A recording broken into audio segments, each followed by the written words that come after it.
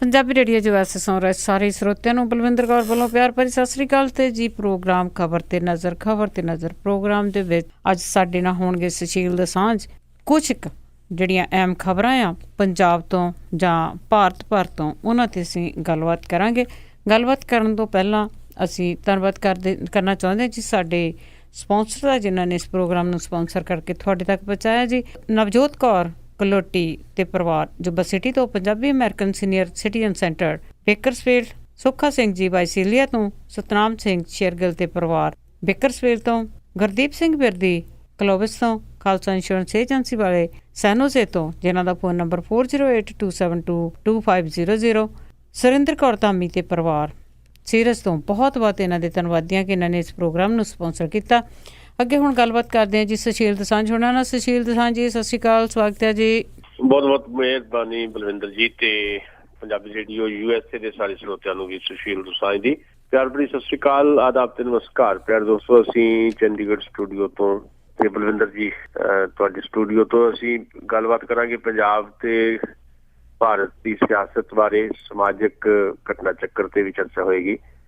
ਸੋ ਗੱਲਬਾਤ ਦਾ ਸਿਲਸਿਲਾ ਸ਼ੁਰੂ ਕਰਨਗੇ ਬਲਵਿੰਦਰ ਜੀ।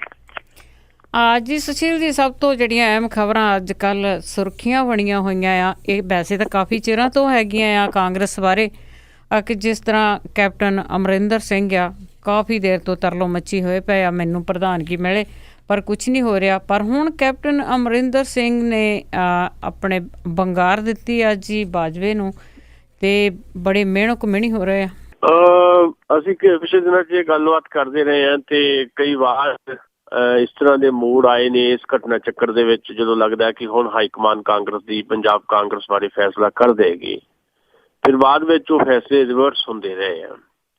ਚਾਹੇ ਇੱਕ ਵਾਰ ਲਾਲ ਸਿੰਘ ਨੂੰ ਪ੍ਰਧਾਨ ਬਣਾਉਣ ਦੀ ਗੱਲ ਚੱਲੀ ਹੋਵੇ ਜਾਂ ਉਸ ਤੋਂ ਬਾਅਦ ਅੰਬਿਕਾ ਸੋਨੀ ਨੂੰ ਪ੍ਰਧਾਨ ਬਣਨ ਦੀ ਗੱਲ ਚੱਲੀ ਹੈ, ਉਹ ਦੋਨੋਂ ਫੈਸਲੇ ਵੀ ਰਿਵਰਸ ਜੇ ਹੋਏ ਤੇ ਕੈਪਟਨ ਅਮਰਿੰਦਰ ਦੀ ਐਕਟੀਵਿਟੀ ਜਾਂ ਕੈਪਟਨ ਅਮਰਿੰਦਰ ਦੀ ਡਿਪਲੋਮੈਸੀ ਜਾਂ ਤੁਸੀਂ ਕਹਿ ਲਓ ਵੀ ਪੰਜਾਬ ਕਾਂਗਰਸ ਦਾ ਅੰਦਰਲਾ ਇੱਕ ਵੱਡਾ ਧੜਾ ਜਿਹੜਾ ਆ ਆਮ ਵਰਕਰ ਤੋਂ ਲੈ ਕੇ MLA ਤੱਕ, ਮੈਂਬਰ ਪਾਰਲੀਮੈਂਟ ਤੱਕ, ਉਹਨਾਂ ਦੀ ਜਿਹੜੀ ਬਹੁਤ ਵੱਡੀ ਸਪੋਰਟ ਹੈ ਕੈਪਟਨ ਅਮਰਿੰਦਰ ਨੂੰ, ਉਹਦੇ ਕਰਕੇ ਕਾਂਗਰਸ ਹਾਈਕਮਾਨ ਦੇ ਫੈਸਲੇ ਰਿਵਰਸ ਹੁੰਦੇ ਰਹੇ ਆ। ਪਰ ਉਹਦੇ ਬਾਵਜੂਦ ਕੈਪਟਨ ਅਮਰਿੰਦਰ ਨੂੰ ਹੁਣ ਕਿਤੇ ਨਾ ਕਿਤੇ ਲੱਗਣ ਲੱਗ ਪਿਆ ਕਿ ਹਾਈਕਮਾਨ ਪਤਾ ਨਹੀਂ ਕਿਉਂ ਜਾਣ ਬੁੱਝ ਕੇ ਇਸ ਮਸਲੇ ਤੇ ਦੇਰੀ ਕਰ ਰਹੀ ਹੈ ਤੇ ਕੈਪਟਨ ਅਮਰਿੰਦਰ ਨੇ ਲੀਕ ਖਿੱਚ ਕੇ ਇੱਕ ਵਾਰ ਫੇਰ ਤੋਂ ਆਪਣੀ ਗੱਲ ਜਿਹੜੀ ਹੈ ਉਹ ਹਾਈਕਮਾਨ ਤੱਕ ਵੱਖਰੇ ਢੰਗ ਨਾਲ ਪਹੁੰਚਾਈ ਹੈ।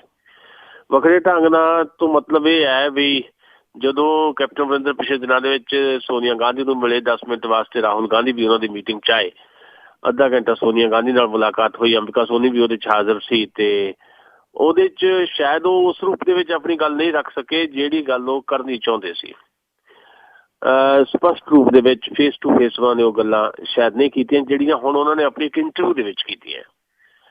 ਪੰਜਾਬ ਦੇ ਮੀਡੀਆ ਵਿੱਚ, ਖਾਸ ਤੌਰ ਤੇ ਪੰਜਾਬੀ ਮੀਡੀਆ ਦੇ ਵਿੱਚ ਇਸ ਤਰ੍ਹਾਂ ਦੀ ਕੋਈ ਇੰਟਰਵਿਊ ਨਹੀਂ ਸੀ ਕੈਪਟਨ ਅਮਰਿੰਦਰ ਦੀ। ਅੰਗਰੇਜ਼ੀ ਦੇ ਇੱਕ ਵੱਡੇ ਗਰੁੱਪ ਦੇ ਅਖਬਾਰ ਟਾਈਮਜ਼ ਆਫ ਇੰਡੀਆ ਨੂੰ ਉਹਨਾਂ ਨੇ ਕਦੋਂ ਇੰਟਰਵਿਊ ਦਿੱਤੀ? ਜਦੋਂ ਦਿੱਲੀ 'ਚ ਕਿਸਾਨ ਰੈਲੀ ਚੱਲ ਰਹੀ ਸੀ ਕਾਂਗਰਸ ਦੀ ਤੇ ਉਹ ਆਪ ਦਿੱਲੀ 'ਚ ਹਾਜ਼ਰ ਸੀਗੇ। ਕੈਪਟਨ ਅਮਰਿੰਦਰ ਕਿਸਾਨ ਰੈਲੀ 'ਚੋਂ ਨਹੀਂ ਗਏ।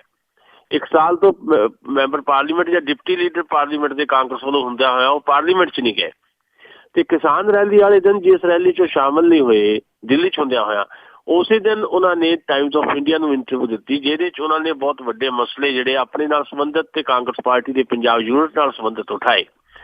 ਉਹਦਾ ਸਾਰ ਤੱਤ ਇੰਟਰਵਿਊ ਦਾ ਇਹ ਹੈ ਕਿ ਉਹਨਾਂ ਨੇ ਸੋਨੀਆ ਗਾਂਧੀ ਦੀ ਤਾਂ ਉਸ ਇੰਟਰਵਿਊ ਦੇ ਵਿੱਚ ਤਾਰੀਫ ਕੀਤੀ, ਪਰ ਰਾਹੁਲ ਗਾਂਧੀ ਨੂੰ ਉਹਨਾਂ ਨੇ ਇੱਕ ਕਿਸਮ ਦਾ ਵੰਗਾਰਿਆ ਇਹ ਕਹਿ ਕੇ ਕਿ ਪੰਜਾਬ ਦੀ ਸਿਆਸਤ ਕੀ ਹੈ, ਪੰਜਾਬ ਦੇ ਵਿੱਚ ਕਾਂਗਰਸ ਨੇ ਕਿੱਦਾਂ ਮੂਵ ਕਰਨਾ, ਇਹ ਰਾਹੁਲ ਗਾਂਧੀ ਨੂੰ ਨਹੀਂ ਪਤਾ, ਇਹ ਸਾਨੂੰ ਪਤਾ ਹੈ। ਉਹਦੇ ਮੁਕਾਬਲੇ, ਰਾਹੁਲ ਗਾਂਧੀ ਦੇ ਮੁਕਾਬਲੇ ਉਹਨਾਂ ਨੇ ਪਾਰਟੀ ਦੀ ਵਿਚਾਰਧਾਰਾ ਦੇ ਰੂਪ ਨਾਲ ਦੇਖਿਆ ਜਾਵੇ ਤਾਂ ਉਹਨਾਂ ਦੀ ਸਭ ਤੋਂ ਵੱਡੀ ਵਿਰੋਧੀ ਜਿਹੜੀ ਪਾਰਟੀ ਹੈ ਭਾਰਤੀ ਜਨਤਾ ਪਾਰਟੀ, ਉਹਦੇ ਆਗੂ ਤੇ ਭਾਰਤ ਦੇ ਪ੍ਰਧਾਨ ਮੰਤਰੀ ਨਰਿੰਦਰ ਮੋਦੀ ਦੀ ਤਾਰੀਫ ਕੀਤੀ ਜੀ। ਇੱਕ ਪਾਸੇ ਜਦੋਂ ਰਾਹੁਲ ਗਾਂਧੀ ਲਗਾਤਾਰ ਹਮਲੇ ਦਰ ਹਮਲੇ ਕਰ ਰਹੇ ਹੈ ਨਰਿੰਦਰ ਮੋਦੀ ਤੇ ਨਰਿੰਦਰ ਮੋਦੀ ਵੀ ਰਾਹੁਲ ਗਾਂਧੀ ਤੇ ਹਮਲੇ ਕਰ ਰਹੇ ਹੈ, ਉਸ ਮੌਕੇ ਦੇ ਉੱਤੇ ਕੈਪਟਨ ਅਮਰਿੰਦਰ ਦਾ ਰਾਹੁਲ ਗਾਂਧੀ ਦੀ ਨੁਕਤਾਚੀਨੀ ਕਰਨਾ ਤੇ ਨਰਿੰਦਰ ਮੋਦੀ ਦੀ ਤਾਰੀਫ ਕਰਨਾ ਇਹ ਕਹਿ ਕੇ ਕਿ 4 ਵਾਰ ਉਹ ਗੁਜਰਾਤ ਦੇ ਮੁੱਖ ਮੰਤਰੀ ਰਹੇ, 1.5 ਸਾਲ ਤੋਂ ਭਾਰਤ ਦੇ ਪ੍ਰਧਾਨ ਮੰਤਰੀ ਹੈ, ਉਹਨਾਂ ਦਾ ਐਕਸਪੀਰੀਅੰਸ, ਉਹਨਾਂ ਦਾ ਪੋਲੀਟਿਕਸ ਦੇ ਤਜਰਬਾ ਜ਼ਿਆਦਾ ਹੈ, ਰਾਹੁਲ ਗਾਂਧੀ ਦਾ ਤਜਰਬਾ ਨਹੀਂ ਹੈ। ਇਹ ਗੱਲਾਂ ਕਰਕੇ ਉਹਨਾਂ ਨੇ ਇੱਕ ਸਾਫ਼ ਜਿਹਾ ਸੰਕੇਤ ਦੇ ਦਿੱਤਾ ਹੈ ਹਾਈ ਕਮਾਂਡ ਨੂੰ ਕਿ ਜੇ ਹੁਣ ਮੇਰੀ ਗੱਲ ਨਾ ਮੰਨੀ ਗਈ ਤਾਂ ਉਹ ਸਾਰੀਆਂ ਆਪਸ਼ਨਸ ਆਪਣੀਆਂ ਖੁੱਲ੍ਹੀਆਂ ਰੱਖਣਗੇ। ਔਰ ਇਹ ਇੰਗਲਿਸ਼ ਟ੍ਰਿਬਿਊਨ ਦੇ ਜਾਂ ਅੰਗਰੇਜ਼ੀ ਅਖਬਾਰ 'ਚ ਇੰਟਰਵਿਊ ਦੇਣ ਦਾ ਮਤਲਬ ਇਹੀ ਹੈ ਕਿ ਜੇ ਪੰਜਾਬੀ ਅਖਬਾਰ ਦੇ ਵਿੱਚ ਕੋਈ ਇੱਦਾਂ ਦੀ ਇੰਟਰਵਿਊ ਹੁੰਦੀ ਤਾਂ ਉਹਦੀਆਂ ਕਟਿੰਗਸ ਪੰਜਾਬੀ ਅਖਬਾਰ ਦੀਆਂ ਜਿਹੜੇ ਏਲਚੀ ਹੈ ਹਾਈ ਕਮਾਂਡ ਦੇ ਉਹ ਲੈ ਕੇ ਜਾਂਦੇ ਤਾਂ ਸ਼ਾਇਦ ਉਹ ਸਹੀ ਤਰੀਕੇ ਨਾਲ ਕੈਪਟਨ ਅਮਰਿੰਦਰ ਦੀ ਗੱਲ ਨੂੰ ਉੱਥੇ ਪੇਸ਼ ਨਾ ਕਰਦੇ, ਕਿਉਂਕਿ ਹਾਈ ਕਮਾਂਡ ਨੂੰ ਤਾਂ ਪੰਜਾਬੀ ਆਉਂਦੀ ਨਹੀਂ। ਅੰਗਰੇਜ਼ੀ 'ਚ ਇੰਟਰਵਿਊ ਦੇਣ ਦਾ ਭਾਵ ਇਹੀ ਹੈ ਕਿ ਹਾਈ ਕਮਾਂਡ ਜਾਂ ਸੋਨੀਆ ਗਾਂਧੀ ਜਾਂ ਰਾਹੁਲ ਗਾਂਧੀ ਖੁਦ ਪੜ੍ਹ ਲੈਣ ਵੀ ਕੈਪਟਨ ਅਮਰਿੰਦਰ ਹੌਲੀ ਹੁਣ ਕਿਸ ਪਿੱਚ ਤੇ ਚਲੇ ਗਏ ਆ। ਉਹਨਾਂ ਦੇ ਇਸ ਸਾਰੇ ਕੁਝ ਕਰਨ ਦੇ ਨਾਲ ਲਾਜ਼ਮੀ ਤੌਰ ਦੇ ਉੱਤੇ ਹਾਈ ਕਮਾਂਡ ਜਿਹੜੀ ਹੈ ਚਿੰਤਤ ਹੋਈ ਹੈ। ਹਾਈ ਕਮਾਂਡ ਨੇ ਇਸੇ ਕਰਕੇ ਜ਼ੁਬਾਨੀ ਹੁਕਮ ਦਿੱਤੇ ਹੈ ਵੀ ਕੋਈ ਵੀ ਬਾਜਵਾ ਵੀ ਤੇ ਕੈਪਟਨ ਅਮਰਿੰਦਰ ਦੂਜੇ ਦੇ ਖਿਲਾਫ ਜਿਹੜੀ ਹੈ ਉਹ ਕੋਈ ਜਨਤਕ ਤੌਰ ਦੇ ਉੱਤੇ ਮੀਡੀਆ ਜਾ ਕੇ ਗੱਲ ਨਾ ਕਰਨ, ਪਰ ਉਹਦੇ ਬਾਵਜੂਦ ਗੱਲ ਨਹੀਂ ਰੁਕ ਰਹੀ। ਇਸ ਕਰਕੇ ਪੰਜਾਬ ਦੇ ਵਿੱਚ ਇਹ ਚਰਚਾ ਸ਼ੁਰੂ ਹੋ ਗਈ ਹੈ ਵੀ ਇਸ ਵੇਲੇ ਕੈਪਟਨ ਅਮਰਿੰਦਰ ਲੰਡਨ ਚਲੇ ਗਏ ਨੇ ਇੱਕ ਹਫ਼ਤੇ ਵਾਸਤੇ, ਪਰ ਉਹਨਾਂ ਦੇ ਵਾਪਸ ਆਉਂਦੇ ਪੰਜਾਬ ਕਾਂਗਰਸ 'ਚ ਵੱਡਾ ਧਮਾਕਾ ਹੋ ਸਕਦਾ ਹੈ। ਧਮਾਕੇ ਤੋਂ ਭਾਵ ਇਹ ਹੈ ਵੀ ਜੇ ਹਾਈ ਕਮਾਂਡ ਨੇ ਹੁਣ ਵੀ ਕੈਪਟਨ ਅਮਰਿੰਦਰ ਨੂੰ ਵਿਰੋਧ ਕੀਤਾ ਤੇ ਜਿਸ ਤਰ੍ਹਾਂ ਉਹ ਚਾਹੁੰਦੇ ਹੈ ਉਸ ਤਰ੍ਹਾਂ ਪੰਜਾਬ ਕਾਂਗਰਸ ਦੀ ਜਥੇਬੰਦਕ ਹਾਲਤ ਲਈ ਜਿਹੜੀਆਂ ਕੋਈ ਤਬਦੀਲੀਆਂ ਕਰਨੀਆਂ ਉਹ ਨਾ ਕੀਤੀਆਂ ਤਾਂ ਕੈਪਟਨ ਅਮਰਿੰਦਰ ਵੱਖਰੇ ਤੌਰ ਤੇ ਪੰਜਾਬ ਧੜਾ ਵੀ ਬਣਾ ਸਕਦੇ ਆ ਕਿ ਉਹ ਧੜਾ ਬਣਾ ਕੇ ਉਹਨਾਂ ਦੇ ਕੋਲ ਆਪਸ਼ਨਸ ਖੁੱਲ੍ਹੀਆਂ ਹੋਣਗੀਆਂ ਵੀ ਉਹ ਕਿੱਧਰ ਜਾਣਾ ਚਾਹੁੰਦੇ, ਕਿਹਦੇ ਨਾਲ ਜੋੜ ਤੋੜ ਕਰਨਾ ਚਾਹੁੰਦੇ ਆ, ਕਿਉਂਕਿ ਉਹਨਾਂ ਦੇ ਸੁਪਨਿਆਂ ਦੇ ਵਿੱਚ ਇੱਕ ਵਾਰ ਫੇਰ ਤੋਂ ਪੰਜਾਬ ਦਾ ਮੁੱਖ ਮੰਤਰੀ ਬਣਨਾ ਹੈ। ਤੇ ਜਿਹੜੀ ਵੀ ਧਿਰ ਉਹਨਾਂ ਨੂੰ ਮੁੱਖ ਮੰਤਰੀ ਵਜੋਂ ਪੇਸ਼ ਕਰੇਗੀ ਕਾਂਗਰਸ ਤੋਂ ਵੱਖ ਹੋਣ ਤੋਂ ਬਾਅਦ, ਜਾਂ ਤਾਂ ਕਾਂਗਰਸ ਹੀ ਉਹਨਾਂ ਨੂੰ ਮੁੱਖ ਮੰਤਰੀ ਵਜੋਂ ਪੇਸ਼ ਕਰੇ ਫਿਰ ਉਹ ਕਾਂਗਰਸ 'ਚ ਹੀ ਰਹਿਣਗੇ। ਪਰ ਜੇ ਕਾਂਗਰਸ ਏਦਾਂ ਨਹੀਂ ਕਰਦੀ ਫਿਰ ਕੈਪਟਨ ਅਮਰਿੰਦਰ ਵੱਖਰਾ ਧੜਾ ਬਣਾ ਕੇ ਜਿਹੜੀ ਵੀ ਧਿਰ ਹੋਰ ਜਿਹੜੀ ਅਕਾਲੀ ਦਲ ਤੋਂ ਵੱਖ ਹੋ ਕੇ ਚਾਹੇ ਬੀਜੇਪੀ ਹੋਵੇ ਜਾਂ ਆਮ ਆਦਮੀ ਪਾਰਟੀ ਹੋਵੇ, ਜਿਹੜੀ ਵੀ ਧਿਰ ਉਹਨੂੰ ਮੁੱਖ ਮੰਤਰੀ ਵੱਲੋਂ ਤਸੱਵਰ ਕਰੇਗੀ ਤੇ ਆਪਣਾ ਸਾਥ ਦੇਏਗੀ ਉਹ ਉਹਦੇ ਨਾਲ ਜਾਣ ਨੂੰ ਤਰਜੀਹ ਦੇਣਗੇ। ਇਸ ਵੇਲੇ ਦੀ ਸਿਚੁਏਸ਼ਨ ਜਿਹੜੀ ਹੈ ਨਟਸ਼ੈਲ ਇਸ ਤਰ੍ਹਾਂ ਦੀ ਬਣੀ ਹੋਈ ਹੈ ਜੀ। ਅਤੇ ਜੇ ਅੱਗੇ ਕੈਪਟਨ ਅਮਰਿੰਦਰ ਸਿੰਘ ਦੇ ਬਿਆਨਾਂ ਤੋਂ ਬਾਅਦ ਜੋ ਕੁਝ ਵੀ ਉਹ ਕਰ ਰਹੇ ਆ, ਉਸ ਤੋਂ ਬਾਅਦ ਜੇ ਆਪਾਂ ਬਾਜਵੇ ਵੱਲ ਦੇਖਿਆ ਜਾਵੇ ਤੇ ਉਹ ਵੀ ਜਿਹੜੇ ਉਹਨਾਂ ਦੇ ਬਿਆਨ ਆ ਉਹ ਵੀ ਪੁੱਠੇ ਸਿੱਧੇ ਆ ਰਹੇ ਆ ਕੈਪਟਨ ਲਈ। ਜਦੋਂ ਟਾਈਮਸ ਆਫ ਇੰਡੀਆ ਦੇ ਵਿੱਚ ਕੈਪਟਨ ਸਾਹਿਬ ਦੀ ਇੰਟਰਵਿਊ ਛਪੀ ਹੈ ਉਸ ਤੋਂ ਤੁਰੰਤ ਬਾਅਦ ਦੂਸਰੇ ਹੀ ਦਿਨ ਇੱਕ ਹੋਰ ਵਕਾਰੀ ਅਖਬਾਰ ਅੰਗਰੇਜ਼ੀ ਦਾ ਇੰਡੀਅਨ ਐਕਸੈਸ ਉਹਨੇ ਪ੍ਰਤਾਪ ਸਿੰਘ ਬਾਜਵਾ ਨੂੰ ਇੰਟਰਵਿਊ ਕੀਤਾ ਤੇ ਪ੍ਰਤਾਪ ਸਿੰਘ ਬਾਜਵਾ ਨੇ ਪਹਿਲੀ ਵਾਰ ਖੁੱਲ੍ਹ ਕੇ ਉਸ ਇੰਟਰਵਿਊ ਦੇ ਵਿੱਚ ਗੱਲਾਂ ਕੀਤੀਆਂ ਤੇ ਉਹਨਾਂ ਨੇ ਇਹ ਗੱਲ ਜਚਾਤੀ ਆਪਣੀ ਇੰਟਰਵਿਊ ਦੇ ਵਿੱਚ ਵੀ ਕੈਪਟਨ ਅਮਰਿੰਦਰ ਸਿੰਘ ਨੇ ਕਾਂਗਰਸ 'ਚ ਨਹੀਂ ਰਹਿਣਾ, ਕੈਪਟਨ ਅਮਰਿੰਦਰ ਨੂੰ ਪਾਰਟੀ ਨੂੰ ਹੁਣੇ ਕਰ ਦੇਣਾ ਚਾਹੀਦਾ ਪਾਰਟੀ ਤੋਂ। ਇਹ ਪ੍ਰਤਾਪ ਸਿੰਘ ਬਾਜਵਾ ਨੇ ਗੱਲ ਕਹੀ ਹੈ। ਉਹਨਾਂ ਨੇ ਇਹ ਕਿਹਾ ਵੀ ਕੈਪਟਨ ਅਮਰਿੰਦਰ ਨੂੰ ਜੇ ਤੁਸੀਂ ਹੁਣ ਪਾਰਟੀ 'ਚ ਰੱਖਦੇ ਹੋ ਤੇ ਚੋਣਾਂ ਤੋਂ ਵੀ ਜੇ ਪੂਰੀਆਂ ਸੀਟਾਂ ਨਹੀਂ ਮਿਲਦੀਆਂ ਤਾਂ ਵੀ ਉਹ ਪਾਰਟੀ ਨੂੰ ਤੋੜ ਕੇ ਕਿਸੇ ਹੋਰ ਨਾਲ ਜਾ ਸਕਦੇ ਆ। ਇਸ ਤੋਂ ਬਿਹਤਰ ਹੈ ਕਿ ਕੈਪਟਨ ਅਮਰਿੰਦਰ ਨੂੰ ਹੁਣ ਹੀ ਪਾਰਟੀ ਤੋਂ ਕੱਢ ਦਿੱਤਾ ਜਾਏ, ਇਹ ਪਾਰਟੀ ਦੇ ਵਿੱਚ ਰਹਿਣ ਦੇ ਯੋਗ ਨਹੀਂ। ਇਸ ਤਰ੍ਹਾਂ ਦੀਆਂ ਗੱਲਾਂ ਬਾਜਵਾ ਸਾਹਿਬ ਨੇ ਕੀਤੀਆਂ ਤੇ ਹਾਈ ਕਮਾਂਡ ਨੂੰ ਇਸ ਗੱਲ ਦੀ ਹੁਣ ਚਿੰਤਾ ਪੈ ਗਈ ਹੈ ਕਿ ਜੇ ਪ੍ਰਤਾਪ ਸਿੰਘ ਬਾਜਵਾ ਤੇ ਕੈਪਟਨ ਅਮਰਿੰਦਰ ਨੇ ਜਿਸ ਕਿਸਮ ਦੇ ਨਾਲ ਤਲਵਾਰਾਂ ਸੂਤ ਲਈਆਂ ਇੱਕ ਦੂਜੇ ਦੇ ਖਿਲਾਫ, ਜੇ ਇਹਨੂੰ ਹੁਣ ਨਾ ਸਾਂਭਿਆ ਗਿਆ ਤਾਂ ਫਿਰ ਬਹੁਤ ਜ਼ਿਆਦਾ ਦਿੱਕਤ ਹੋਣ ਵਾਲੀ ਹੈ। ਕਿਉਂਕਿ ਹੁਣ ਤਾਂ ਜਾਂ ਤਾਂ ਕੈਪਟਨ ਅਮਰਿੰਦਰ ਪਾਰਟੀ 'ਚ ਰਹਿੰਦੇ ਆ ਤੇ ਉਹਨਾਂ ਨੂੰ ਜ਼ਿੰਮੇਵਾਰੀਆਂ ਵੀ ਦਿੱਤੀਆਂ ਜਾਂਦੀਆਂ, ਫਿਰ ਪ੍ਰਤਾਪ ਸਿੰਘ ਬਾਜਵਾ ਪੰਜਾਬ ਦੀ ਕਾਂਗਰਸ ਦੀ ਪੋਲੀਟਿਕਸ ਦੇ ਵਿੱਚੋਂ ਬਾਹਰ ਹੋਣਗੇ, ਉਹਨਾਂ ਨੂੰ ਦਿੱਲੀ ਵੱਲ ਜਾਣਾ ਪਏਗਾ, ਜਾਂ ਫਿਰ ਪ੍ਰਤਾਪ ਸਿੰਘ ਬਾਜਵਾ ਦੀ ਗੱਲ ਨੂੰ ਮੰਨ ਕੇ ਕੈਪਟਨ ਅਮਰਿੰਦਰ ਨੂੰ ਪਾਰਟੀ ਤੋਂ ਬਾਹਰ ਦਾ ਰਸਤਾ ਦਿਖਾਇਆ ਜਾ ਸਕਦਾ ਹੈ। ਪਰ ਇਹ ਬੜਾ ਔਖਾ ਫੈਸਲਾ ਹੈ ਕਿਉਂਕਿ ਕੈਪਟਨ ਅਮਰਿੰਦਰ ਦੇ ਨਾਲ ਹਮਾਇਤ ਵੱਡੀ ਹੈ। ਕਾਂਗਰਸ ਪਾਰਟੀ ਦੀ ਅੰਦਰੂਨੀ ਜਿਹੜੀ ਤਾਕਤ ਹੈ ਉਹ ਸਾਰੀ ਕੈਪਟਨ ਅਮਰਿੰਦਰ ਦੇ ਆਲੇ ਦੁਆਲੇ ਜਿਹੜੀ ਹੈ ਉਹ ਫੈਲੀ ਹੋਈ ਹੈ। ਉਸ ਤਾਕਤ ਦੇ ਸਿਰ ਤੇ ਹੀ ਕੈਪਟਨ ਅਮਰਿੰਦਰ ਐਡੇ ਵੱਡੇ ਵੱਡੇ ਦਾਅਵੇ ਕਰ ਰਹੇ ਹੈ। ਉਸ ਤਾਕਤ ਦੇ ਸਿਰ ਤੇ ਕੈਪਟਨ ਅਮਰਿੰਦਰ ਹਾਈ ਕਮਾਂਡ ਨੂੰ ਵੀ ਪੈ ਨਿਕਲੇ ਹੈ। ਸੋ ਇਹ ਬੜੀ ਕ੍ਰੂਸ਼ੀਅਲ ਦੀ ਇਸ ਵੇਲੇ ਸਿਚੁਏਸ਼ਨ ਹੈ ਵੀ ਹਾਈ ਕਮਾਂਡ ਕਰੇ ਤਾਂ ਕੀ ਕਰੇ। ਹਾਈ ਕਮਾਂਡ ਦੀ ਜਿਹੜੀ 3.5-4 ਸਾਲ ਤੋਂ ਕਮਜ਼ੋਰੀ ਹੈ, ਪੰਜਾਬ ਦੇ ਜਥੇਬੰਦਕ ਮਾਮਲੇ ਜਿਹੜੇ ਕਾਂਗਰਸ ਦੇ ਉਹ ਨਹੀਂ ਸੁਲਝਾ ਰਹੀ, ਇਹ ਵੀਕਨੈਸ ਜਿਹੜੀ ਹੈ ਹਾਈ ਕਮਾਂਡ ਵਾਸਤੇ ਉਹਦੀ ਸਿਰ ਦੀ ਪੀੜ ਬਣ ਜਾ ਰਹੀ ਹੈ ਸੋਨੀਆ ਗਾਂਧੀ ਜਾਂ ਰਾਹੁਲ ਗਾਂਧੀ ਵਾਸਤੇ। ਤੇ ਇਹ ਮੈਸੇਜ ਜਾ ਰਿਹਾ ਸਾਰੇ ਦੇਸ਼ ਦੇ ਵਿੱਚ ਵੀ ਸੋਨੀਆ ਗਾਂਧੀ ਤੇ ਰਾਹੁਲ ਗਾਂਧੀ ਦੀ ਅਗਵਾਈ ਦੇ ਵਿੱਚ ਕਿਸੇ ਵੀ ਕਿਸਮ ਦਾ ਕੋਈ ਡਿਸੀਜਨ ਲੈਣ ਦੇ ਵਿੱਚ ਜਿਹੜੀ ਵੀਕਨੈਸ ਹੈ ਉਹ ਜਿਹੜੀ ਆ ਕਾਂਗਰਸ ਨੂੰ ਨੁਕਸਾਨ ਪਹੁੰਚਾਉਣ ਵਾਲੀ ਹੈ। ਸਾਰੇ ਦੇਸ਼ ਦੇ ਵਿੱਚ ਕਾਂਗਰਸ ਜਿਹੜੀ ਆ ਬੁਰੇ ਹਾਲਾਤ 'ਚ ਹੈ। ਜੇ ਪੰਜਾਬ 'ਚ ਵੀ ਇਹ ਕੁਝ ਹੋ ਗਿਆ ਤੇ ਲਾਜ਼ਮੀ ਤੌਰ ਤੇ 2017 ਦੇ ਵਿੱਚ ਜਿਹੜਾ ਕਾਂਗਰਸ ਦਾ ਕਮਬੈਕ ਕਰਨ ਦਾ ਸੁਪਨਾ ਆ ਉਹ ਟੁੱਟ ਜਾਏਗਾ। ਜੀ ਜੀ ਜੀ। ਤੇ ਅੱਜ ਜੀ ਆਪਾਂ ਥੋੜੀ ਜਿਹੀ ਇਹਨਾਂ ਦੇ ਜਿਹੜੇ ਨੇਤਾਵਾਂ ਦੀ ਗੱਲ ਹੀ ਕਰੀ ਜਾਈਏ, ਥੋੜੀ ਜਿਹੀ ਕਿ ਇਹਨਾਂ ਦਾ ਵੀ ਕਲੀਅਰ ਹੋ ਜਾ ਕਿ ਕੀ ਕੁਝ ਕਰਦੇ ਆ। ਤੇ ਅੱਗੇ ਆਪਾਂ ਸੁਨੀਲ ਜਾਖੜ ਦੀ ਗੱਲ ਕਰਦੇ ਹਾਂ। ਪੰਜਾਬ ਪ੍ਰਦੇਸ਼ ਕਾਂਗਰਸ ਵਿਧਾਇਕ ਦਲ ਦੇ ਜਿਹੜੇ ਨੇਤਾ ਨੇ ਜੀ, ਉਹਨਾਂ ਨੇ ਵੀ ਬਿਆਨ ਦਿੱਤਾ ਕਿ ਉਹ ਪ੍ਰਧਾਨ ਬਣਨ ਨੂੰ ਤਿਆਰ ਹੈ। ਇਹ ਪਹਿਲੀ ਵਾਰ ਹੋਇਆ। ਆਮ ਤੌਰ ਦੇ ਉੱਤੇ ਸੁਨੀਲ ਜਾਖੜ ਇਸ ਗੱਲ ਤੋਂ ਇਨਕਾਰ ਕਰਦੇ ਰਹੇ ਆ ਕਿ ਉਹ ਦਾਅਵੇਦਾਰ ਨੇ ਪੰਜਾਬ ਕਾਂਗਰਸ ਦੇ ਪ੍ਰੈਜ਼ੀਡੈਂਟ ਦੇ। ਉਹਨਾਂ ਨੇ ਸਦਾ ਹੀ ਕਿਹਾ ਕਿ ਉਹ ਇਸ ਦੌਰ 'ਚ ਨਹੀਂ। ਪਰ ਅੱਜ ਜਦੋਂ ਨਵੀਂ ਸਿਚੁਏਸ਼ਨ ਡਿਵੈਲਪ ਹੋਈ ਹੈ, captain Amarinder the Times of India ਦੇ ਵਿੱਚ ਜਿਹੜੀ ਇੰਟਰਵਿਊ ਆਈ, ਉਸ ਤੋਂ ਬਾਅਦ ਪ੍ਰਤਾਪ ਸਿੰਘ ਬਾਜਵਾ ਦਾ ਮੋੜਵਾਂ ਵਾਰ ਜਿਹੜਾ ਉਹਨਾਂ ਨੇ ਕੀਤਾ ਇੰਡੀਅਨ ਐਕਸੈਸ ਦੇ ਵਿੱਚ ਇੰਟਰਵਿਊ ਦੇ ਰਾਹੀਂ, ਉਹ ਤੇ ਹਾਈ ਕਮਾਂਡ ਦਾ ਜਿਹੜੀ ਕੈਪਟਨ ਤੇ ਬਾਜਵੇ ਦੀ ਆਪੋ ਵਿੱਚ ਹੀ ਜ਼ੁਬਾਨ ਹੈ ਇੱਕ ਦੂਜੇ ਦੇ ਨਾਲ ਲੜ ਰਹੀ, ਉਹਦੇ ਤੇ ਲਗਾਮ ਲਾਉਣ ਦਾ ਹਾਈ ਕਮਾਂਡ ਦਾ ਜਿਹੜਾ ਮੈਸੇਜ ਹੈ, ਉਸ ਤੋਂ ਬਾਅਦ ਪਹਿਲੀ ਵਾਰ ਸੁਨੀਲ ਜਾਖੜ ਨੇ ਇਹ ਗੱਲ ਕਹੀ ਹੈ ਵੀ ਮੈਂ ਜੇ ਜ਼ਿੰਮੇਵਾਰੀ ਦਿੱਤੀ ਜਾਂਦੀ ਹੈ ਪੰਜਾਬ ਕਾਂਗਰਸ ਦੀ ਪ੍ਰਧਾਨਗੀ ਦੀ ਤੇ ਮੈਂ ਉਹ ਸਾਂਭਣ ਨੂੰ ਤਿਆਰ। ਇਹਦੇ ਅਰਥ ਸਾਨੂੰ ਲੱਭਣੇ ਪੈਣੇ। ਇਹਦੇ ਅਰਥ ਇਹ ਹੈ ਕਿ ਇੱਕ ਕਿਸਮ ਦਾ ਉਹਨਾਂ ਨੇ ਕੈਪਟਨ ਅਮਰਿੰਦਰ ਦੀ ਹਮਾਇਤ ਦੇ ਵਿੱਚ ਹੀ ਬਿਆਨ ਦਿੱਤਾ, ਯਾਨੀ ਉਹਨਾਂ ਨੇ ਮੈਸੇਜ ਕਨਵੇ ਕਰਨ ਦੀ ਕੋਸ਼ਿਸ਼ ਕੀਤੀ ਹੈ ਵੀ ਉਹ ਕੈਪਟਨ ਅਮਰਿੰਦਰ ਦੇ ਨਾਲ ਹੈ, ਕਿਉਂਕਿ ਉਹਨਾਂ ਨੇ ਕੈਪਟਨ ਦੇ ਹਵਾਲੇ ਨਾਲ ਉਹ ਗੱਲ ਕੀਤੀ ਹੈ। ਉਹਨਾਂ ਨੇ ਕਿਹਾ ਕਿ ਕੈਪਟਨ ਅਮਰਿੰਦਰ ਨੇ ਮੇਰੀ ਸਿਫਾਰਿਸ਼ ਕੀਤੀ ਹਾਈ ਕਮਾਨ ਕੋ ਕਿ ਸੁਨੀਲ ਜਾਖੜ ਨੂੰ ਪ੍ਰੈਜ਼ੀਡੈਂਟ ਬਣਾਇਆ ਜਾਏ ਤੇ ਕੈਪਟਨ ਅਮਰਿੰਦਰ ਜੀ ਸਿਫਾਰਿਸ਼ ਕਰ ਰਹੇ ਤੇ ਮੈਂ ਤਿਆਰ ਹੈ। ਇਹਦਾ ਭਾਵ ਹੈ ਕਿ ਉਹਨਾਂ ਨੇ ਜਿਹੜੀ ਨਵੀਂ ਸਿਚੁਏਸ਼ਨ ਦੇ ਵਿੱਚ ਹਾਈ ਕਮਾਨ ਜੇ ਕੋਈ ਸਖਤ ਸਟੈਂਡ ਲੈਣਾ ਚਾਹੇਗੀ ਕੈਪਟਨ ਅਮਰਿੰਦਰ ਦੇ ਖਿਲਾਫ, ਉਹਦੇ ਮੋਹਰੇ ਹਰਡਲ ਖੜੀ ਕਰਨ ਦੀ ਕੋਸ਼ਿਸ਼ ਕੀਤੀ ਹੈ। ਸੁਨੀਲ ਜਾਖੜ ਨੇ ਇਹ ਮੈਸੇਜ ਕਨਵੇ ਕੀਤਾ ਕਿ ਜੇ ਤੁਸੀਂ ਕੈਪਟਨ ਅਮਰਿੰਦਰ ਦੇ ਖਿਲਾਫ ਕੋਈ ਐਕਸ਼ਨ ਲੈਂਦੇ ਹੋ ਤਾਂ ਅਸੀਂ ਵੀ ਉਹਨਾਂ ਦੇ ਨਾਲ ਹੈ। ਇਹ ਦੱਸਣ ਤੋਂ ਭਾਵ ਉਹਨਾਂ ਦਾ ਇਹੀ ਹੈ ਵੀ ਉਹ ਕੈਪਟਨ ਅਮਰਿੰਦਰ ਦੇ ਧੜੇ 'ਚ ਹੈ। ਤੇ ਇਹਨੇ ਹਾਈ ਕਮਾਨ ਜਾਂ ਕਾਂਗਰਸ ਦੀ ਪ੍ਰਧਾਨ ਬੀਬੀ ਸੋਨੀਆ ਗਾਂਧੀ ਜਾਂ ਰਾਹੁਲ ਗਾਂਧੀ ਉਹਨਾਂ ਵਾਸਤੇ ਨਵੀਂ ਦਿੱਕਤ ਪੈਦਾ ਕਰ ਦਿੱਤੀ ਹੈ ਕਿ ਜੇ ਉਹ ਕੈਪਟਨ ਦੇ ਖਿਲਾਫ ਐਕਸ਼ਨ ਲੈਂਦੇ ਹੈ ਤਾਂ ਫਿਰ ਸੁਨੀਲ ਜਾਖੜ ਸਮੇਤ, ਜਿਹੜੇ ਸੁਨੀਲ ਜਾਖੜ ਇਸ ਵੇਲੇ ਓਪੋਜੀਸ਼ਨ ਦੇ ਲੀਡਰ ਹੈ, ਉਹਨਾਂ ਸਮੇਤ ਹੋਰ ਬਹੁਤ ਸਾਰੇ ਕਾਂਗਰਸੀ ਆਗੂ, ਬਹੁਤ ਸਾਰੇ MLA, ਉਹ ਸਾਰੇ ਸ਼ਿਫਟ ਹੋ ਜਾਣਗੇ ਕੈਪਟਨ ਅਮਰਿੰਦਰ ਵੱਲ। ਇਹ ਖਤਰੇ ਤੋਂ ਆਗਾਹ ਕਰ ਦਿੱਤਾ ਸੁਨੀਲ ਜਾਖੜ ਨੇ ਕਿ ਇਸ ਤੋਂ ਪਹਿਲਾਂ ਕਿ ਕੈਪਟਨ ਅਮਰਿੰਦਰ ਦੇ ਖਿਲਾਫ ਕੋਈ ਐਕਸ਼ਨ ਲਿਆ ਜਾਏ, ਸੁਨੀਲ ਜਾਖੜ ਨੇ ਆਪਣਾ ਨਾਂ ਪੇਸ਼ ਕਰਕੇ ਹਾਈ ਕਮਾਨ ਦੇ ਸਾਹਮਣੇ ਇੱਕ ਨਵੀਂ ਦੁਬਿਧਾ ਪੈਦਾ ਕਰ ਦਿੱਤੀ ਹੈ। ਜੀ ਜੀ, ਅੱਗੇ ਆਪਾਂ ਗੱਲ ਕਰਦੇ ਆ ਪੰਜਾਬ ਦੇ ਜਿਹੜੀ ਵਿਧਾਨ ਸਭਾ ਦਾ ਸੈਸ਼ਨ ਆ, ਉਸ ਦੇ ਵਿੱਚ ਬੜੀ ਅਹਿਮ ਗੱਲ ਹੋਈ ਆ ਪੰਜਾਬ ਰੋਡਵੇਜ਼ ਬੱਸ ਦੀ ਜੋ ਘਾਟੇ ਵਿੱਚ ਜਾ ਰਹੀ ਹੈ, ਜੋ ਬਹੁਤ ਪਹਿਲਾਂ ਗੱਲ ਹੋਣੀ ਚਾਹੀਦੀ ਸੀ, ਹੁਣ ਗੱਲ ਹੋਈ ਹੈ। ਦੇਖੋ, ਪੰਜਾਬ ਵਿਧਾਨ ਸਭਾ ਦੇ ਵਿੱਚ ਕੁਝ ਮੁੱਦੇ ਜਿਹੜੇ ਆ ਉਹ ਵਿਚਾਰੇ ਜਾ ਰਹੇ ਆ ਤੇ ਇਹਨਾਂ ਮੁੱਦਿਆਂ 'ਚ ਇੱਕ ਮੁੱਦਾ ਇਹੀ ਆ ਜਿਹਦਾ ਜ਼ਿਕਰ ਤੁਸੀਂ ਕੀਤਾ ਹੈ। ਦੋਨੋਂ ਮੁੱਦੇ ਵੈਸੇ ਜਿਹੜੇ ਆ ਮੈਂ ਇੱਕੋ ਵੇਲੇ ਤੁਹਾਡੇ ਨਾਲ ਸਾਂਝੇ ਕਰ ਲੈਂਦਾ ਕਿਉਂਕਿ ਇੱਕ ਦੂਜੇ ਨਾਲ ਜੁੜੀਆਂ ਗੱਲਾਂ ਜੀ।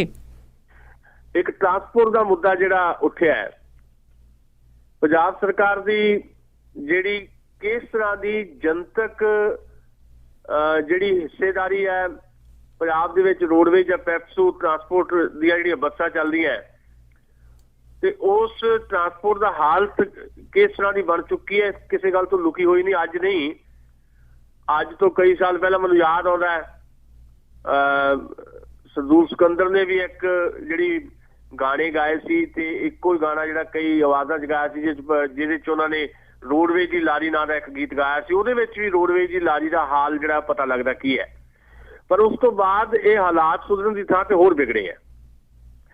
ਔਰ ਇਸ ਵੇਲੇ ਜੋ ਸਥਿਤੀ ਹੈ PRTC ਜਿਹਨੂੰ ਅਸੀਂ ਪੈਪਸੂ ਰੋਡਵੇਜ਼ ਕਹਿੰਦੇ ਆ, PRTC ਦੀਆਂ ਜਿਹੜੀ ਬੱਸਾਂ 31 ਮਾਰਚ 2007 ਤੱਕ 985 ਬੱਸਾਂ ਸੀ। ਇਸ ਸਾਲ 31 ਮਾਰਚ ਤੱਕ ਇਹ ਘਟ ਕੇ 873 ਰਹਿ ਗਈਆਂ ਤੇ ਜਿਹੜੀ ਪਨਬੱਸ ਹੈ 31 ਮਾਰਚ 2007 ਨੂੰ ਪਨਬੱਸ ਤੇ ਪੰਜਾਬ ਰੋਡਵੇਜ਼ ਦੀਆਂ ਬੱਸਾਂ ਦੀ ਗਿਣਤੀ ਸੀ 1316 ਤੇ 31 ਮਾਰਚ 2015 ਤੱਕ ਇਹ ਗਿਣਤੀ ਵਧੀ ਹੈ 1666 ਹੋ ਗਈ ਹੈ। ਪਰ ਇਹਨਾਂ ਸਾਰੀਆਂ ਬੱਸਾਂ ਦੀ ਹਾਲਤ ਬਹੁਤ ਮਾੜੀ ਹੈ। ਇਹ ਮਾਮਲਾ ਉੱਠਿਆ ਉੱਥੇ ਵਿਧਾਨ ਸਭਾ ਦੇ ਵਿੱਚ।